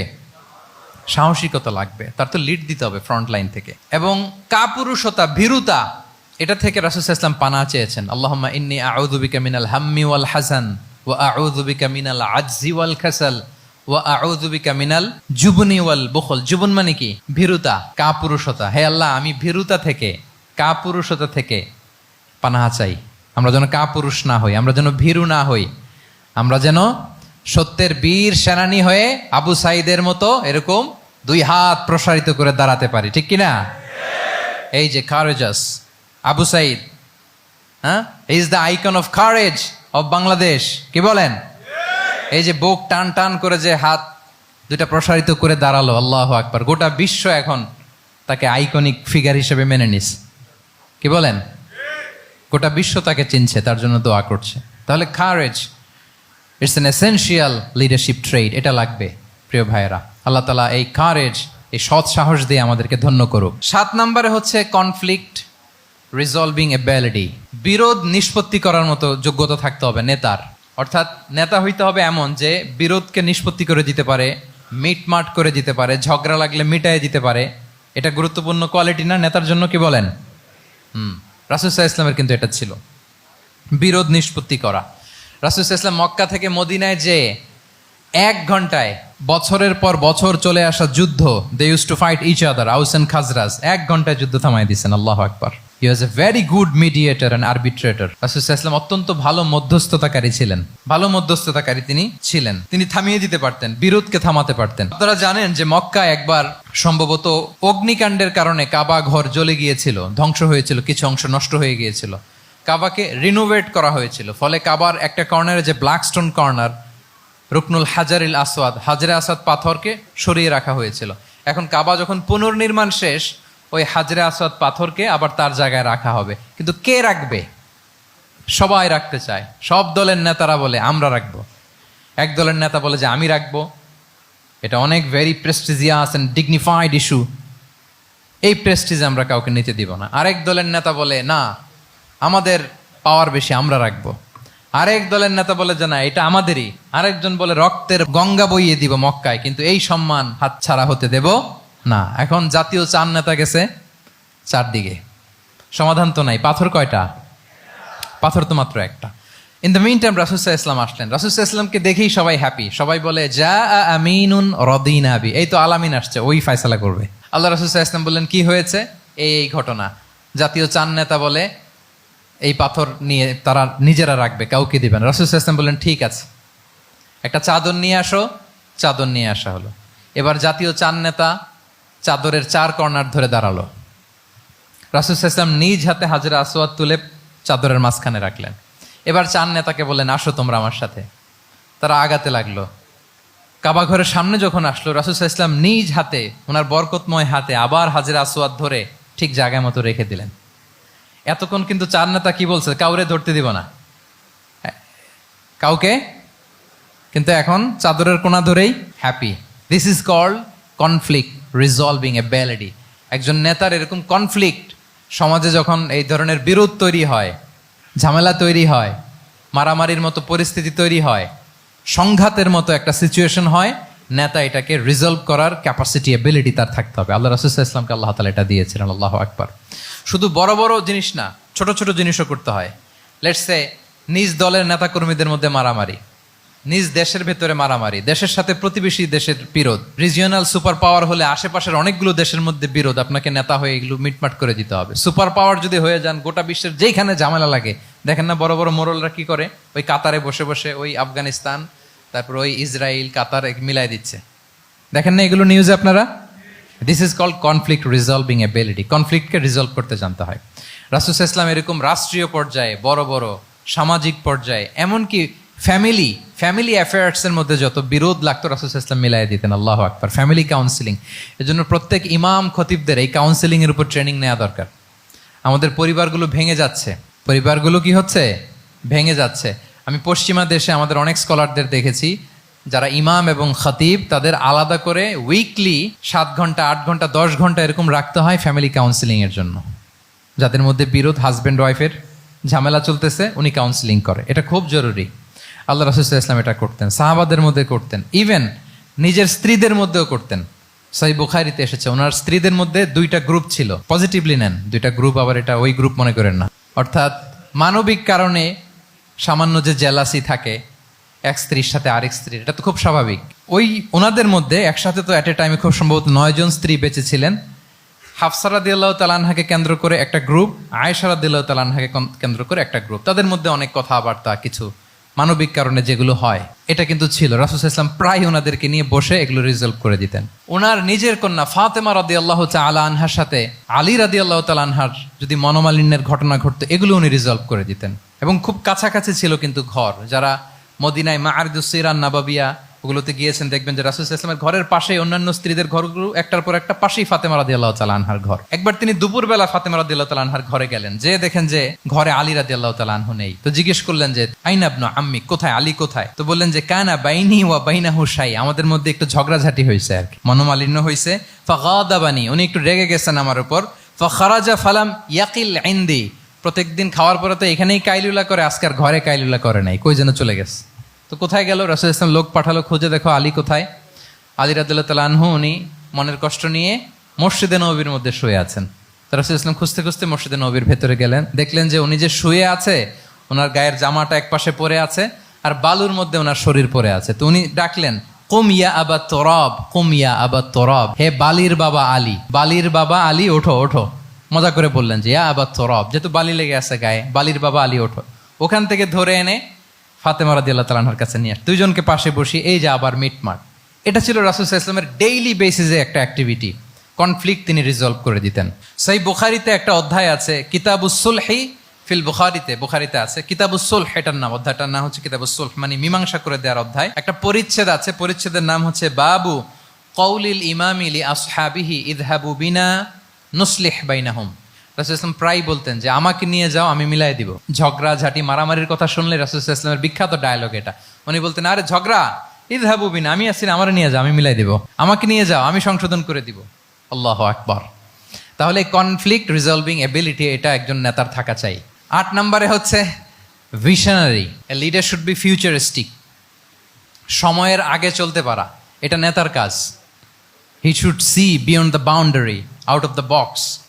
তাকে আউট অফ দ্য বক্স চিন্তা করতে হবে। কর্মীরা যদ্দূর দেখে এয়ারপোর্ট থেকে নেতা দেখা শুরু করবে, তখন সেই হয়ে উঠবে নেতা। এটাকে বলে ভিশনারি। এই ট্রেডটা একটা লিডারশিপ ট্রেড, খুব গুরুত্বপূর্ণ লিডারশিপ ট্রেড, মানে ফারসাইটেডনেস থাকা, দূরদর্শিতা থাকা, ফিউচারিস্টিক অ্যাটিটিউডের হওয়া, সময়ের আগে চলতে পারা, মানে আগ থেকে আন্দাজ করতে পারা। রাসূল সাল্লাল্লাহু আলাইহি ওয়াসাল্লামের মধ্যে এটা ছিল। কেমন ছিল? ওনার দুই একটা উক্তি আমি কয়েকটা হাদিস শেয়ার করি। তিনি বলতেন, ইন্নাল্লাহা যাওয়ালি আল আরদা ফারাআইতু মাশআরিকাহা ওয়া মাগারিবাহা ওয়া ইন্না মুলকা উম্মতি সায়াবলুগু মুলকুহা মা যুবিয়ালি মিনহা। আল্লাহ তাআলা এই পৃথিবীটাকে ফোল্ড করে ছোট রেপ্লিকা বানিয়ে আমার সামনে তুলে ধরেছেন। ফারাআইতু মাশারিকাহা ওয়া মাগারিবাহা, আমি পৃথিবীর প্রাচ্য পাশ্চাত্য সবটুকুন দেখেছি। আর আমি যদ্দূর দেখেছি ঠিক তদ্দূর জায়গায় আল্লাহ তাআলা লা ইলাহার বাণী পৌঁছে দিবে। পৃথিবীতে এমন কোনো জায়গা আছে যেখানে লা ইলাহার ধ্বনি উচ্চারিত হয় না? এমন কোনো জায়গা নেই। তার মানে ফিউচারিস্টিক। সে 1400 বছর আগের কথা, যে পৃথিবীর আনাচে কানাচে কোথাও বাকি থাকবে না, সব জায়গায় ইসলাম পৌঁছে যাবে। অন্য জায়গায় বললেন, লা ইয়াবলাগান্না হাযাল আমরু মা বালাগাল লাইলু ওয়ান নাহার ওয়ালা ইয়াতরুকুল্লাহু বাইতা মাদার ওয়ালা ওয়াবার ইল্লা আদখালাহুল্লাহু হাযাদ দ্বীন। এই ইসলাম যেখানে দিন হয়, রাত হয়, পৃথিবীর যেখানে দিন রাত্রি সংঘটিত হয়, সব জায়গায় পৌঁছবে। এমন কোনো কাঁচা ঘর, পাকা ঘর, কোনো জঙ্গল, কোনো পাহাড়, কোনো ভূখণ্ড, এই পৃথিবীতে কোনো এমন কোনো জনপদ থাকবে না যেখানে ইসলামের বাণী পৌঁছবে না। সব জায়গায় পৌঁছে যাবে। আল্লাহু আকবার। তাহলে এটা হচ্ছে ফিউচারিস্টিক অ্যাটিটিউডের ব্যক্তিত্ব হওয়ার কারণে তিনি এমনটি বলেছেন। আগাম বুঝে ফেলতেন। আপনারা হুদাইবিয়ার সন্ধির কথা জানেন না? হুদাইবিয়ার ট্রিটির কথা শুনেছেন না? 1400 সাহাবা গিয়েছিলেন ওমরা করতে, ওরা ওমরা করতে দিবে না, সন্ধি করো। তো কি সন্ধি? বলে যে রসুলুল্লাহ লেখা যাবে না, মুহাম্মদ রসুলুল্লাহ, নো রসুলুল্লাহ, রসুলুল্লাহ কাটো। সাহাবিরা বলে আমরা কাটতে পারবো না। রাসূল ইসলাম বললেন না না, কেটে ফেলো। কাটা হলো। এই বছর ওমরা করতে পারবো না, সাহাবারা বলে আমরা মানি না। রাসূল ইসলাম বললেন এটাও মেনে নাও। আগামী বছর আসবা ওমরা করতে, থাকতে পারবা মাত্র 3 দিন। কয়দিন? সাহাবিরা বলে অসম্ভব, এটা আমাদের ভূখণ্ড, আমরা যতদিন মনে চায় থাকবো। রাসূল ইসলাম বললেন না না, বাদ সেদো না, মেনে নাও। মক্কা থেকে কোনো লোক মদিনায় গেলে আমাদেরকে মক্কায় ফেরত দিতে হবে, কিন্তু মদিনা থেকে কেউ মক্কায় আসলে আমরা ফেরত দেব না। দেখছেন ক্লজগুলো? দেখছেন একটার পর একটা, সবগুলো কাফিরদের পক্ষে যায়। কোনো সাহাবা রাজি হচ্ছেন না, কিন্তু আল্লাহ রাসূল সাল্লাল্লাহু আলাইহি ওয়াসাল্লাম কি বলেন? মেনে নাও, রাজি। কারণ সাহাবারা তো অতটুক দেখতে পারতেছে না। বলেন 3 তালা উপর থেকে, 3 তালা ভবন থেকে একজন মানুষ যদ্দূর দেখে, 30 তালা ভবনের উপর থেকে কি ওইরকমই দেখে? পানোরামিক ভিউ দেখে, সে অনেক বড় করে দেখে। আর 3 তালা উপর থেকেই সামান্য কিছু দেখে। রাসূল সাল্লাল্লাহু আলাইহি ওয়াসাল্লাম অনেক দূর দেখতে পাচ্ছিলেন। তিনি চিন্তা করলেন, কিছু বছর যদি আমাদের মধ্যে দাঙ্গা হাঙ্গামা যুদ্ধ বন্ধ থাকে, আমরা গ্লোবালি ইসলামকে ছড়াই দিতে পারবো। শান্তভাবে মদিনাতে একটা স্ট্রং ইসলামিক কমিউনিটি আমরা তৈরি করতে পারবো। আল্লাহু আকবার। এবং তিনি দেখতে পাচ্ছিলেন, ইন্না ফাতাহনা লাকা ফাতহাম মুবিনা, এই হুদাইবিয়ার এই চুক্তি, যেটা আদতে অ্যাপারেন্টলি মনে হচ্ছে সব আমাদের বিপক্ষে যায়, আসলে এইটাই আমাদেরকে ভূমি ধস জয় এনে দিবে। আল্লাহু আকবার। এবং সেটাই হয়েছে। 9 নাম্বার হচ্ছে রেজিলিয়েন্স। এটা একটা চমৎকার লিডারশিপ ট্রেট। রেজিলিয়েন্স মানে সংকট কাটিয়ে ঘুরে দাঁড়াবার সামর্থ্য, মানে যাকে কেউ থামাতে পারে না। আনস্টপেবল, আনস্টপেবল, কোনো কিছু তাকে থামাতে পারে না। লেগে থাকার মানসিকতা, টিকে থাকার মানসিকতা, সহজে হার না মানা, আবার ঘুরে দাঁড়ানো, এটার বলে রেজিলিয়েন্স। এই ক্যাপাসিটি, এই কোয়ালিটি রাসূল সাল্লাল্লাহু আলাইহি ওয়াসাল্লামের মধ্যে ছিল। হি ওয়াজ আনস্টপেবল, হ্যাভিং আনবিলিভেবল সাবর। কোনো কিছু রাসূল সাল্লাল্লাহু আলাইহি ওয়াসাল্লামকে থামাতে পারে নাই। পেরেছে? বলেন, পেরেছে কেউ থামাতে? ছোটবেলা থেকে স্ট্রাগল করে একটার পর একটা স্ট্রাগল ফেস করে বড় হয়েছেন। জন্মের আগেই তো ওনার পিতাকে আল্লাহ তাআলা উঠিয়ে নিলেন। তার মানে বাবাকে নিজ চোখে এই দুনিয়াতে আমাদের প্রিয় নবীজি দেখে যান নাই। আল্লাহ রাসূল সাল্লাল্লাহু আলাইহি ওয়াসাল্লাম ওনার বাবাকে, পিতাকে দেখছেন? দেখেন নাই। ওনাদের আমেনা এবং আব্দুল্লাহ, ওনাদের সংসার ছিল মাত্র সপ্তাহখানেক, 1 সপ্তাহ সংসার। এই সপ্তাহখানেকের সংসারেই আল্লাহ তাআলা রাসূল সাল্লাল্লাহু আলাইহি ওয়াসাল্লামকে ওনার মায়ের পেটে পাঠিয়েছেন। আব্দুল্লাহ চলে গেলেন ব্যবসায়, ফিরে আসার পথে ওখানেই মারা গেলেন, ইয়াসরিবে। তার মানে জন্মের আগেই বাবাকে হারালেন, ইয়াতিম হয়ে দুনিয়াতে আসলেন। এরপরে মাকে হারালেন, এরপরে দাদাকে হারালেন, এরপরে চাচাকে হারালেন। Physically, mentally torture, emotionally traumatise করার যত ধরন আছে কাফিররা করেছে, কোনো কিছু রাসূল সাল্লাল্লাহু আলাইহি ওয়াসাল্লামকে থামাতে পেরেছে? ওনার লাইফ থ্রেট ছিল। হিজরতের রাতে তো আল্লাহ তাআলা বললেন আজই যেতে হবে, না হলে হত্যার ষড়যন্ত্র হচ্ছে, ব্ল্যাক ম্যাজিক করা হয়েছে। রাসূল সাল্লাল্লাহু আলাইহি ওয়াসাল্লাম খাসির মাংস, খাসির যে বাজুর মাংস, এটা পছন্দ করতেন। খাইবারে এক ইহুদি নারী এই খাসির মাংসের মধ্যে বিষ মিশিয়ে, পয়জন দিয়ে রাসূল সাল্লাল্লাহু আলাইহি ওয়াসাল্লামকে খাইয়েছিল হত্যার জন্য, একটার পর একটা। বলেন, রাসূল সাল্লাল্লাহু আলাইহি ওয়াসাল্লামের মিশন থেকে এক চুল পরিমাণ ওনাকে পেছনে নেওয়া গিয়েছে? He was unstoppable. This is called resilience. একজন নেতার মধ্যে এই রেজিলিয়েন্ট মানসিকতা থাকতে হবে যে আমাকে কেউ থামাইতে পারবে না, আমরা আমাদের মঞ্জিলে মকসুদে যাবই, এই মেন্টালিটির হইতে হবে। এটা হচ্ছে একটা লিডারশিপ ট্রেট, রেজিলিয়েন্ট। 10 নম্বরে হচ্ছে স্ট্র্যাটেজিক লিডারশিপ। নেতার কৌশলী হতে হয়। তার যেই লক্ষ্য, মিশন, ভিশন, এটা সে সুকৌশলে আদায় করে নিবে।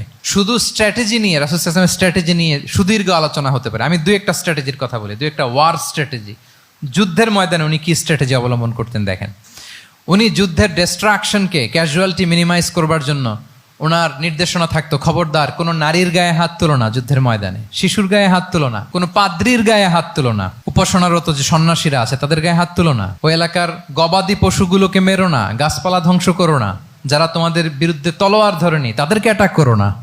আল্লাহু আকবার, হোয়াট এ স্ট্র্যাটেজি! এবং যুদ্ধ চলাকালীন সময়ে সব সৈনিককে উনি এক জায়গায় মোতায়েন করতেন না, 5 ভাগে ভাগ করে নিতেন। ডান পাশে মাইমানা, বাম পাশে মাইসারা, সামনে হচ্ছে মুকাদ্দিমাতুল জাইশ, মাঝখানে কালব, পেছনে খালফ। এইভাবে 5টা ব্যাটালিয়নে ভাগ করে তারপরে তিনি যুদ্ধ পরিচালনা করতেন। What a war strategy! বদরের যুদ্ধে যখন পৌঁছলেন মদিনা থেকে 130 কিলোমিটার দূরে, দূরে আফসা দেখা যায়, মরিচিকার মধ্যে দেখা যায় ওই যে মুশরিকরা ওখানে আসছে, কিন্তু তারা কতজন এটা তো বোঝা যায় না। তো কিছু ছেলে এই মরুভূমিতে থাকে, ওদেরকে পানি সরবরাহ করে। এদেরকে রাসূল সাল্লাল্লাহু আলাইহি ওয়াসাল্লাম জিজ্ঞেস করলেন যে কুরাইশরা যে আসছে তারা সংখ্যায় কত?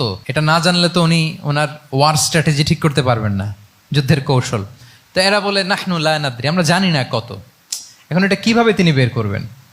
সংখ্যায় তারা কত এটা তো আমাকে ফাইন্ড আউট করতে হবে। রাসূল সাল্লাল্লাহু আলাইহি ওয়াসাল্লাম বলেন যে ওরা কি খায়? বলে যে প্রতিদিন ওট জবাই করে খায়। তো রাসূল সাল্লাল্লাহু আলাইহি ওয়াসাল্লাম বলেন যে প্রতিদিন কয়টা ওট লাগে? বলে যে ইয়াউমান তিসআন ওই ইয়াউমান আশরান। 2 দিন হয়েছে আসছে, তো প্রথম দিন দেখলাম 9টা জবাই করছে, আজকে দেখছি 10টা জবাই করছে। রাসূল সাল্লাল্লাহু আলাইহি ওয়াসাল্লাম বললেন ইদান আল কওমু মা বাইনা আত-তিসআমিয়া ওয়াল আলফ। তাহলে ওরা 900 থেকে 1000-এর মধ্যে। সুবহানাল্লাহ। এবার বলেন বদরের যুদ্ধে কুরাইশদের সংখ্যা ছিল কত? আল্লাহু আকবার, হোয়াট এ ওয়ার স্ট্র্যাটেজি! নমুনা দেখে বুঝে ফেলছেন কতজন তারা। এইভাবে রাসূল সাল্লাল্লাহু আলাইহি ওয়াসাল্লাম ওনার স্ট্র্যাটেজি নির্ধারণ করতেন। লোকেশন শেয়ার করতেন না। সুবহানাল্লাহ। কোথায় যাবেন বলতেন না, চলো চলো বলে ছুটতেছেন। কোথায় যাবেন উনি জানেন। অ্যাটাক করবেন এই দিকে, ডান দিকে। অ্যাটাক করবেন কোন দিকে? কিন্তু মদিনা থেকে বের হতেন বাম দিক দিয়ে। অ্যাটাক করবেন উত্তরে, মদিনা থেকে বের হতেন কোন দিক দিয়ে? দক্ষিণ দিক দিয়ে। যে রাতে হিজরত করবেন মদিনা উত্তর দিকে, উনি দক্ষিণ দিকে চলে গেছেন গারে সাউরে 3 দিন থেকে আগে, ওরা যাতে বুঝতে না পারে। সুবহানাল্লাহ। এটা ছিল রাসূল সাল্লাল্লাহু আলাইহি ওয়াসাল্লামের ওয়ার স্ট্র্যাটেজি। এবং সবাই যেই পথে মক্কা থেকে মদিনা যায় উনি কিন্তু ওই পথে যাননি। ক্যারাভেনগুলো, কাফেলাগুলো যেই পথে মক্কা থেকে মদিনা ইউজুয়াল রুট যেটা, যাননি। সাওয়াহেলি পথে সাগরের পাশ দিয়ে স্পেশাল একজন গাইড ভাড়া করে তিনি গিয়েছেন। আল্লাহু আকবার। This is call strategy. তাহলে স্ট্র্যাটেজিক লিডারশিপ লাগবে, একজন নেতার স্ট্র্যাটেজিক প্ল্যানিং ঠিক করা লাগবে, এটা তাকে সামনের দিকে আগাতে অনেক সহায়তা করবে। 11 নম্বর, প্র্যাকটিক্যাল উইজডম, অর্থাৎ প্রজ্ঞা থাকতে হবে। একজন নেতা যে ডিসিশনগুলো সে মেক করবে এটা প্রজ্ঞায় সুসজ্জিত হইতে হবে। আল্লাহ রাসূল সাল্লাল্লাহু আলাইহি ওয়া আলিহি ওয়াসাল্লামের যতগুলো সিদ্ধান্ত ছিল, কাজ ছিল, কোনোটাই প্রজ্ঞা থেকে খালি ছিল না, সবগুলো ছিল প্রজ্ঞায় সমৃদ্ধ। ভুরি ভুরি উদাহরণ হাজির করা যেতে পারে। আমি 2টা উদাহরণ দেই, মাক্কি জীবনের একটা উদাহরণ দিই। রাসূল সাল্লাল্লাহু আলাইহি ওয়াসাল্লাম মক্কাতে নবুয়তের 5ম বৎসরে যখন নও-মুসলিম সাহাবাদের উপর অত্যাচারের মাত্রা মারাত্মক বেড়ে গেল, রাসূল সাল্লাল্লাহু আলাইহি ওয়াসাল্লাম সাহাবাদেরকে হিজরতে পাঠালেন। বলেন তো কোথায় পাঠিয়েছিলেন? সবাই বলুন। আবিসিনিয়াতে, বর্তমান ইথিওপিয়া, ইরিত্রিয়া, ওই এরিয়াতে আবিসিনিয়াতে তিনি পাঠালেন। বললেন যে দেয়ার ওয়াজ এ জাস্ট কিং আসহামা নেগাস। বললেন যে ওখানে আবিসিনিয়াতে যাও, ওখানে আসহামা নামে নাজ্জাশী একজন বাদশা আছে, খুব ভালো। তাদেরকে পাঠালেন নবুয়তের 5ম বৎসরে। যেতে লাগলো, এক এক সময় এক এক সাহাবী যায়, যে ওখানে বড় একটা বেস তৈরি হলো, মুসলিম কমিউনিটি তৈরি হলো। এরপর 13 বছর পরে মাক্কি 13 বছর, মাক্কি জিন্দেগির 13 বছর শেষ করে নবুয়তী রাসূল ইসলাম কোথায় চলে গেলেন? মদিনায়। মদিনায় যে রাসূল ইসলাম একটা ইসলামী স্টেট তিনি প্রতিষ্ঠা করলেন। 1ম হিজরি যায়, 2য় হিজরি যায়, একটার পর একটা যুদ্ধ যায়, মুসলিম কমিউনিটি বাড়ে, কমপ্লিট ইসলামিক স্টেট হয়ে যায়। কিন্তু ওই আবিসিনিয়া থেকে ওই গ্রুপ আর ফিরে না। নবুয়তের 5ম বৎসরে যে গ্রুপকে রাসূল ইসলাম জাফর ইবনে আবু তালেবের নেতৃত্বে আবিসিনিয়ায় পাঠিয়েছিলেন, তারা মদিনায় কোন হিজরিতে আসছে জানেন? এইটা যদি কেউ উত্তর দিতে পারে তাহলে বুঝবো he is very genius in সিরাত। 9ম, 7ম, মাশাআল্লাহ। কয়জন বলছে? এটা জানতেন কে কে? হাত তোলেন। মাশাআল্লাহ, অনেক জিনিয়াস আছে তো এখানে। হ্যাঁ, লটস অফ জিনিয়াস, মাশাআল্লাহ, মাশাআল্লাহ, তাবারাকাল্লাহ। জি, 7ম হিজরিতে এসেছিলেন জাফর ইবনে আবি তালেবের নেতৃত্বে। এখানে হিকমা, রাসূল ইসলামের উইজডমের ব্যাপারটা হচ্ছে, রাসূল ইসলাম আছেন মদিনাতে, একের পর এক কোরআনের আয়াত নাজিল হচ্ছে, আহকামগুলো সাহাবারা প্র্যাকটিস করতেছে, মসজিদে নববী হলো, ইসলামিক স্টেট হলো, বদরের যুদ্ধ হলো, উহুদ হলো, খন্দক হয়ে গেল, সব হয়ে যায়। কিন্তু ওনারা ফিরেন না কেন? ওনারা ফিরলেন সেই 7ম হিজরিতে খায়বার বিজয়ের পরে। এবং যেদিন জাফর ইবনে আবি তালেব আবিসিনিয়া থেকে সবাইকে নিয়ে ফিরলেন, রাসূল ইসলাম এত খুশি হলেন, উনি বললেন বি আইয়িহিমা আনা লা আদরি বি আইয়িহিমা আনা আফরাহ বি ফাতহি খাইবার আও বি কুদুমি জাফর। আজকে কোনটাতে আমি বেশি হ্যাপি আমি জানি না, আমার ভাই জাফরকে পেয়ে নাকি খাইবার বিজয়ের কারণ। আমি কনফিউশনে পড়ে গেছি যে এইটাতে বেশি খুশি হইলাম নাকি ওইটাতে। এর কারণ হচ্ছে রাসূল ইসলাম অপেক্ষা করতেছিলেন যে মদিনা এই স্টেটটাকে আগে ইন্টারনাল এবং এক্সটার্নাল যত থ্রেট হতে পারে সবগুলো থেকে আগে সেফ জোন বানাতে হবে। এমনও হতে পারে মদিনা হাতছাড়া হয়ে যেতে পারে। মদিনা যদি হাতছাড়া হয়, মদিনা থেকেও যদি আমার হিজরত করা লাগে, আমি কই যাব? ওইটারে সেকেন্ড বেস, প্ল্যান বি হিসেবে রেখে দিছিলেন যে জাফর তুমি আইসো না, তুমি থাকো, নতুন নতুন যা আয়াত আসবে আমি সাহাবী দিয়ে এই বিধানগুলো পাঠাবো, ওখানে প্র্যাকটিস করতে থাকো, ইউ উইল বি ফাইন দেয়ার, থাকো, আশা লাগবে না। থাকতে থাকতে 7ম হিজরি পর্যন্ত, খন্দকের যুদ্ধের মাধ্যমে যখন কুরাইশদের 20 দাঁত ভেঙে দেওয়া হলো, 7ম হিজরিতে যখন খায়বার দুর্গ বিজয় হয়ে গেল, now Islam came as a regional super power. রাসূল ইসলাম বুঝলেন আর ইন্টারনাল থ্রেটও নাই, এক্সটার্নাল থ্রেটও নাই, এবার আর কোনো টেনশন নাই। জাফর ইবনে আবি তালেবকে চিঠি পাঠালেন, তিনি বিশাল বাহিনী নিয়ে মুসলিমদেরকে নিয়ে তিনি ব্যাক করলেন মদিনাতে। আল্লাহু আকবার। This is call wisdom, practical wisdom. রাসূল সাল্লাল্লাহু আলাইহি ওয়াসাল্লামের এইভাবে এমন কোনো সিদ্ধান্ত নাই যেটার পেছনে প্রজ্ঞা ছিল না, প্রত্যেকটা সিদ্ধান্ত ছিল প্রজ্ঞায় সুসজ্জিত। আমরা যদি মদিনার একটা উইজডমের কথা খেয়াল করি, খুব সংক্ষেপে বলি, মদিনাতে আল্লাহ রাসূল সাল্লাল্লাহু আলাইহি ওয়া আলিহি ওয়াসাল্লাম, মদিনার সোসাইটিতে মুনাফিক কারা বলেন তো? এটা কি রাসূল সাল্লাল্লাহু আলাইহি ওয়াসাল্লাম জানতেন না? জানতেন কিনা বলেন? এই জানাটা কি ধারণা বেজ, মানে মনে হয় ও মুনাফিক এরকম, নাকি গাইডেড বাই ওয়াহি, গাইডেড বাই রেভেলেশন? স্বয়ং আল্লাহ তাআলা জানিয়ে দিয়েছেন। এরপরও কোনোদিন রাসূল সাল্লাল্লাহু আলাইহি ওয়াসাল্লাম মানুষের সামনে কাউকে মুনাফিক বলে পরিচয় করিয়ে দেন নাই। মদিনার সোসাইটিতে কেউ জানতো না, বুঝতে পারতো আচরণ মুনাফিকের মতো, কিন্তু রাসূল সাল্লাল্লাহু আলাইহি ওয়াসাল্লাম কখনো বলেন নাই যে ও মুনাফিক। কখনো বলছেন? বলেন নাই। চিন্তা করছেন? আমরা তো কথায় কথায় ফেসবুকে মন মতো না হইলে কি লিখি? বেসড অন অ্যাজাম্পশন, আমার মন মতো হয় নাই, ও মুনাফিক। কিন্তু ওহী দ্বারা সুনিশ্চিত হয়েও রাসূল সাল্লাল্লাহু আলাইহি ওয়াসাল্লাম কাউকে মুনাফিক বলে অ্যাড্রেস করেন নাই। আল্লাহু আকবার। কেন করেন নাই? মুসলিম সাহাবারা চটে যাবে, মুনাফিকদেরকে হত্যা করবে, তখন মুশরিকরা, কোরাইশরা, ইহুদিরা কি বলবে? যে মুহাম্মদের অনুসারীরা একে অন্যকে হত্যা করে, কারণ মুনাফিকরা তো অন্য সাহাবীদের মতো তারাও মসজিদে নববীতে এসে রাসূল সাল্লাল্লাহু আলাইহি ওয়াসাল্লামের পেছনে নামাজ পড়তো। অ্যাপারেন্টলি দেখতে তো তারাও মুমিন, দেখতে তারাও কি মুমিন, কখনো রাসূল সাল্লাল্লাহু আলাইহি ওয়াসাল্লাম বলেন না। তবে হুযায়ফা ইবনুল ইয়ামান রাদিয়াল্লাহু তাআলা আনহু নামে একজন সাহাবী, উনি মদিনার গোয়েন্দা বিভাগের প্রধান ছিলেন রাসূল সাল্লাল্লাহু আলাইহি ওয়াসাল্লামের। উনাকে বলে গিয়েছিলেন কারা কারা মুনাফিক, নামের লিস্টটা অ্যাজ এ রেফারেন্স শুধু উনাকে বলেছিলেন, আর কাউকে বলেন নাই। এজন্য ওমরে ফারুক রাদিয়াল্লাহু তাআলা আনহু যখন মদিনার খলিফা, তখন তিনি কেউ মারা গেলে ওনাকে যখন জানাজার ইমামতির জন্য বলা হতো, উনি দেখতেন যে ওই জানাজায় হুযায়ফা গিয়েছে কিনা। যদি হুযায়ফা ইবনুল ইয়ামান ওখানে যেতেন, উনি ওই নামাজের ইমামতি করতেন। আর যদি দেখতেন ওইখানে হুযায়ফা নাই, ওইখানে ওমরও নাই রাদিয়াল্লাহু তাআলা আনহু, আল্লাহু আকবার, তিনি কৌশলে পাশ কাটিয়ে বলতেন অন্য কেউ এই নামাজের ইমামতি করে দাও, আমি যাব না। আল্লাহু আকবার। তাহলে রাসূল সাল্লাল্লাহু আলাইহি ওয়াসাল্লামের উইজডম দেখেন, তিনি কমিউনিটির মধ্যে ইউনিটি ধরে রাখার জন্য কখনো মুনাফিকদের নাম বাই নেম তাদেরকে চিনতেন, কখনো ডিসক্লোজ করেন নাই। আল্লাহু আকবার, দিস ইজ কল্ড উইজডম। 12 নম্বর হচ্ছে লাস্ট পয়েন্ট হচ্ছে succession management. A good leader produces a good leader, a true leader produces a true leader. একজন ভালো নেতা সে ভালো নেতা তৈরি করে, কি বলেন? একজন যোগ্য নেতা আরো যোগ্য উত্তরসূরি তৈরি করে, ঠিক কিনা বলেন? আমি শুধু নেতা, নেতৃত্বের সব গুণ আমার মধ্যে খালি হাবুডুবু খায়, আমি কাউরে নেতা বানাতে পারলাম না, তো আমি চলে যাওয়ার পরে আমার দল চালাবে কে, আমার দেশ চালাবে কে, এই উম্মাকে নেতৃত্ব দিবে কে? রাসূল সাল্লাল্লাহু আলাইহি ওয়াসাল্লাম নিজে যেমনি অনুসরণীয় নেতা ছিলেন, অনুকরণীয় নেতৃত্ব দিয়েছেন, তিনি এরকম নেতৃত্ব তৈরিও করে গিয়েছেন, ঠিক কিনা বলেন? আল খোলাফা আর রশিদিন আল মাহদিন, তাদের কথা যদি খেয়াল করেন, আবু বকর রাদিয়াল্লাহু তাআলা আনহুর ব্যাপারে তো ওনার প্রচ্ছন্ন কিছু ইঙ্গিতও ছিল। ওনার অবর্তমানে নামাজ পড়িয়েছে কে মসজিদে নববীতে? আবু বকর রাদিয়াল্লাহু তাআলা আনহু। ওনার হজ পালনের আগে হজের জন্য পাঠিয়েছিলেন কাকে? নবম হিজরিতে আবু বকর রাদিয়াল্লাহু তাআলা। এগুলো ছিল প্রচ্ছন্ন ইঙ্গিত। এবং সাকিফায়ে বনু সাঈদাতে ওমরে ফারুক বললেন যে আপনাকেই আমরা নেতা মানি, সবাই এক বাক্যে মেনে নিল। আজও ওই জায়গাটা মসজিদে নববীর এক পাশে সাকিফায়ে বনু সাঈদার বড় সাইনবোর্ড আছে, ওখানে বিকেলবেলা আনসারি সাহাবারা বসে গল্প করতেন। ওই জায়গাতে আবু বকর রাদিয়াল্লাহু তাআলা আনহুর খলিফা নির্বাচনের ব্যাপারটা ঘটেছিল। উনি ওসিয়ত করে গিয়েছিলেন ওমরে ফারুক রাদিয়াল্লাহু তাআলা আনহু খলিফা হবেন। ওমরে ফারুককে যখন অ্যাসাসিনেশন করা হলো, উনি একটা প্যানেল করে দিয়ে গেলেন। সেখান থেকে ওসমান রাদিয়াল্লাহু তাআলা আনহু হলেন। ওসমান রাদিয়াল্লাহু তাআলা আনহুর হত্যা পরবর্তী উদ্ভূত পরিস্থিতিতে আলী রাদিয়াল্লাহু তাআলা আনহু হলেন। একজনের চেয়ে আরেকজন শ্রেষ্ঠ, একজনের চাইতে আরেকজনের মানাকে অসাধারণ, অসাধারণ। এই যে নেতৃত্ব রাসূল সাল্লাল্লাহু আলাইহি ওয়াসাল্লাম এটা জীবদ্দশায় তৈরি করেছেন। যার যেখানে ক্যাপাসিটি দেখেছেন তাকে ওই দিকে উদ্বুদ্ধ করেছেন।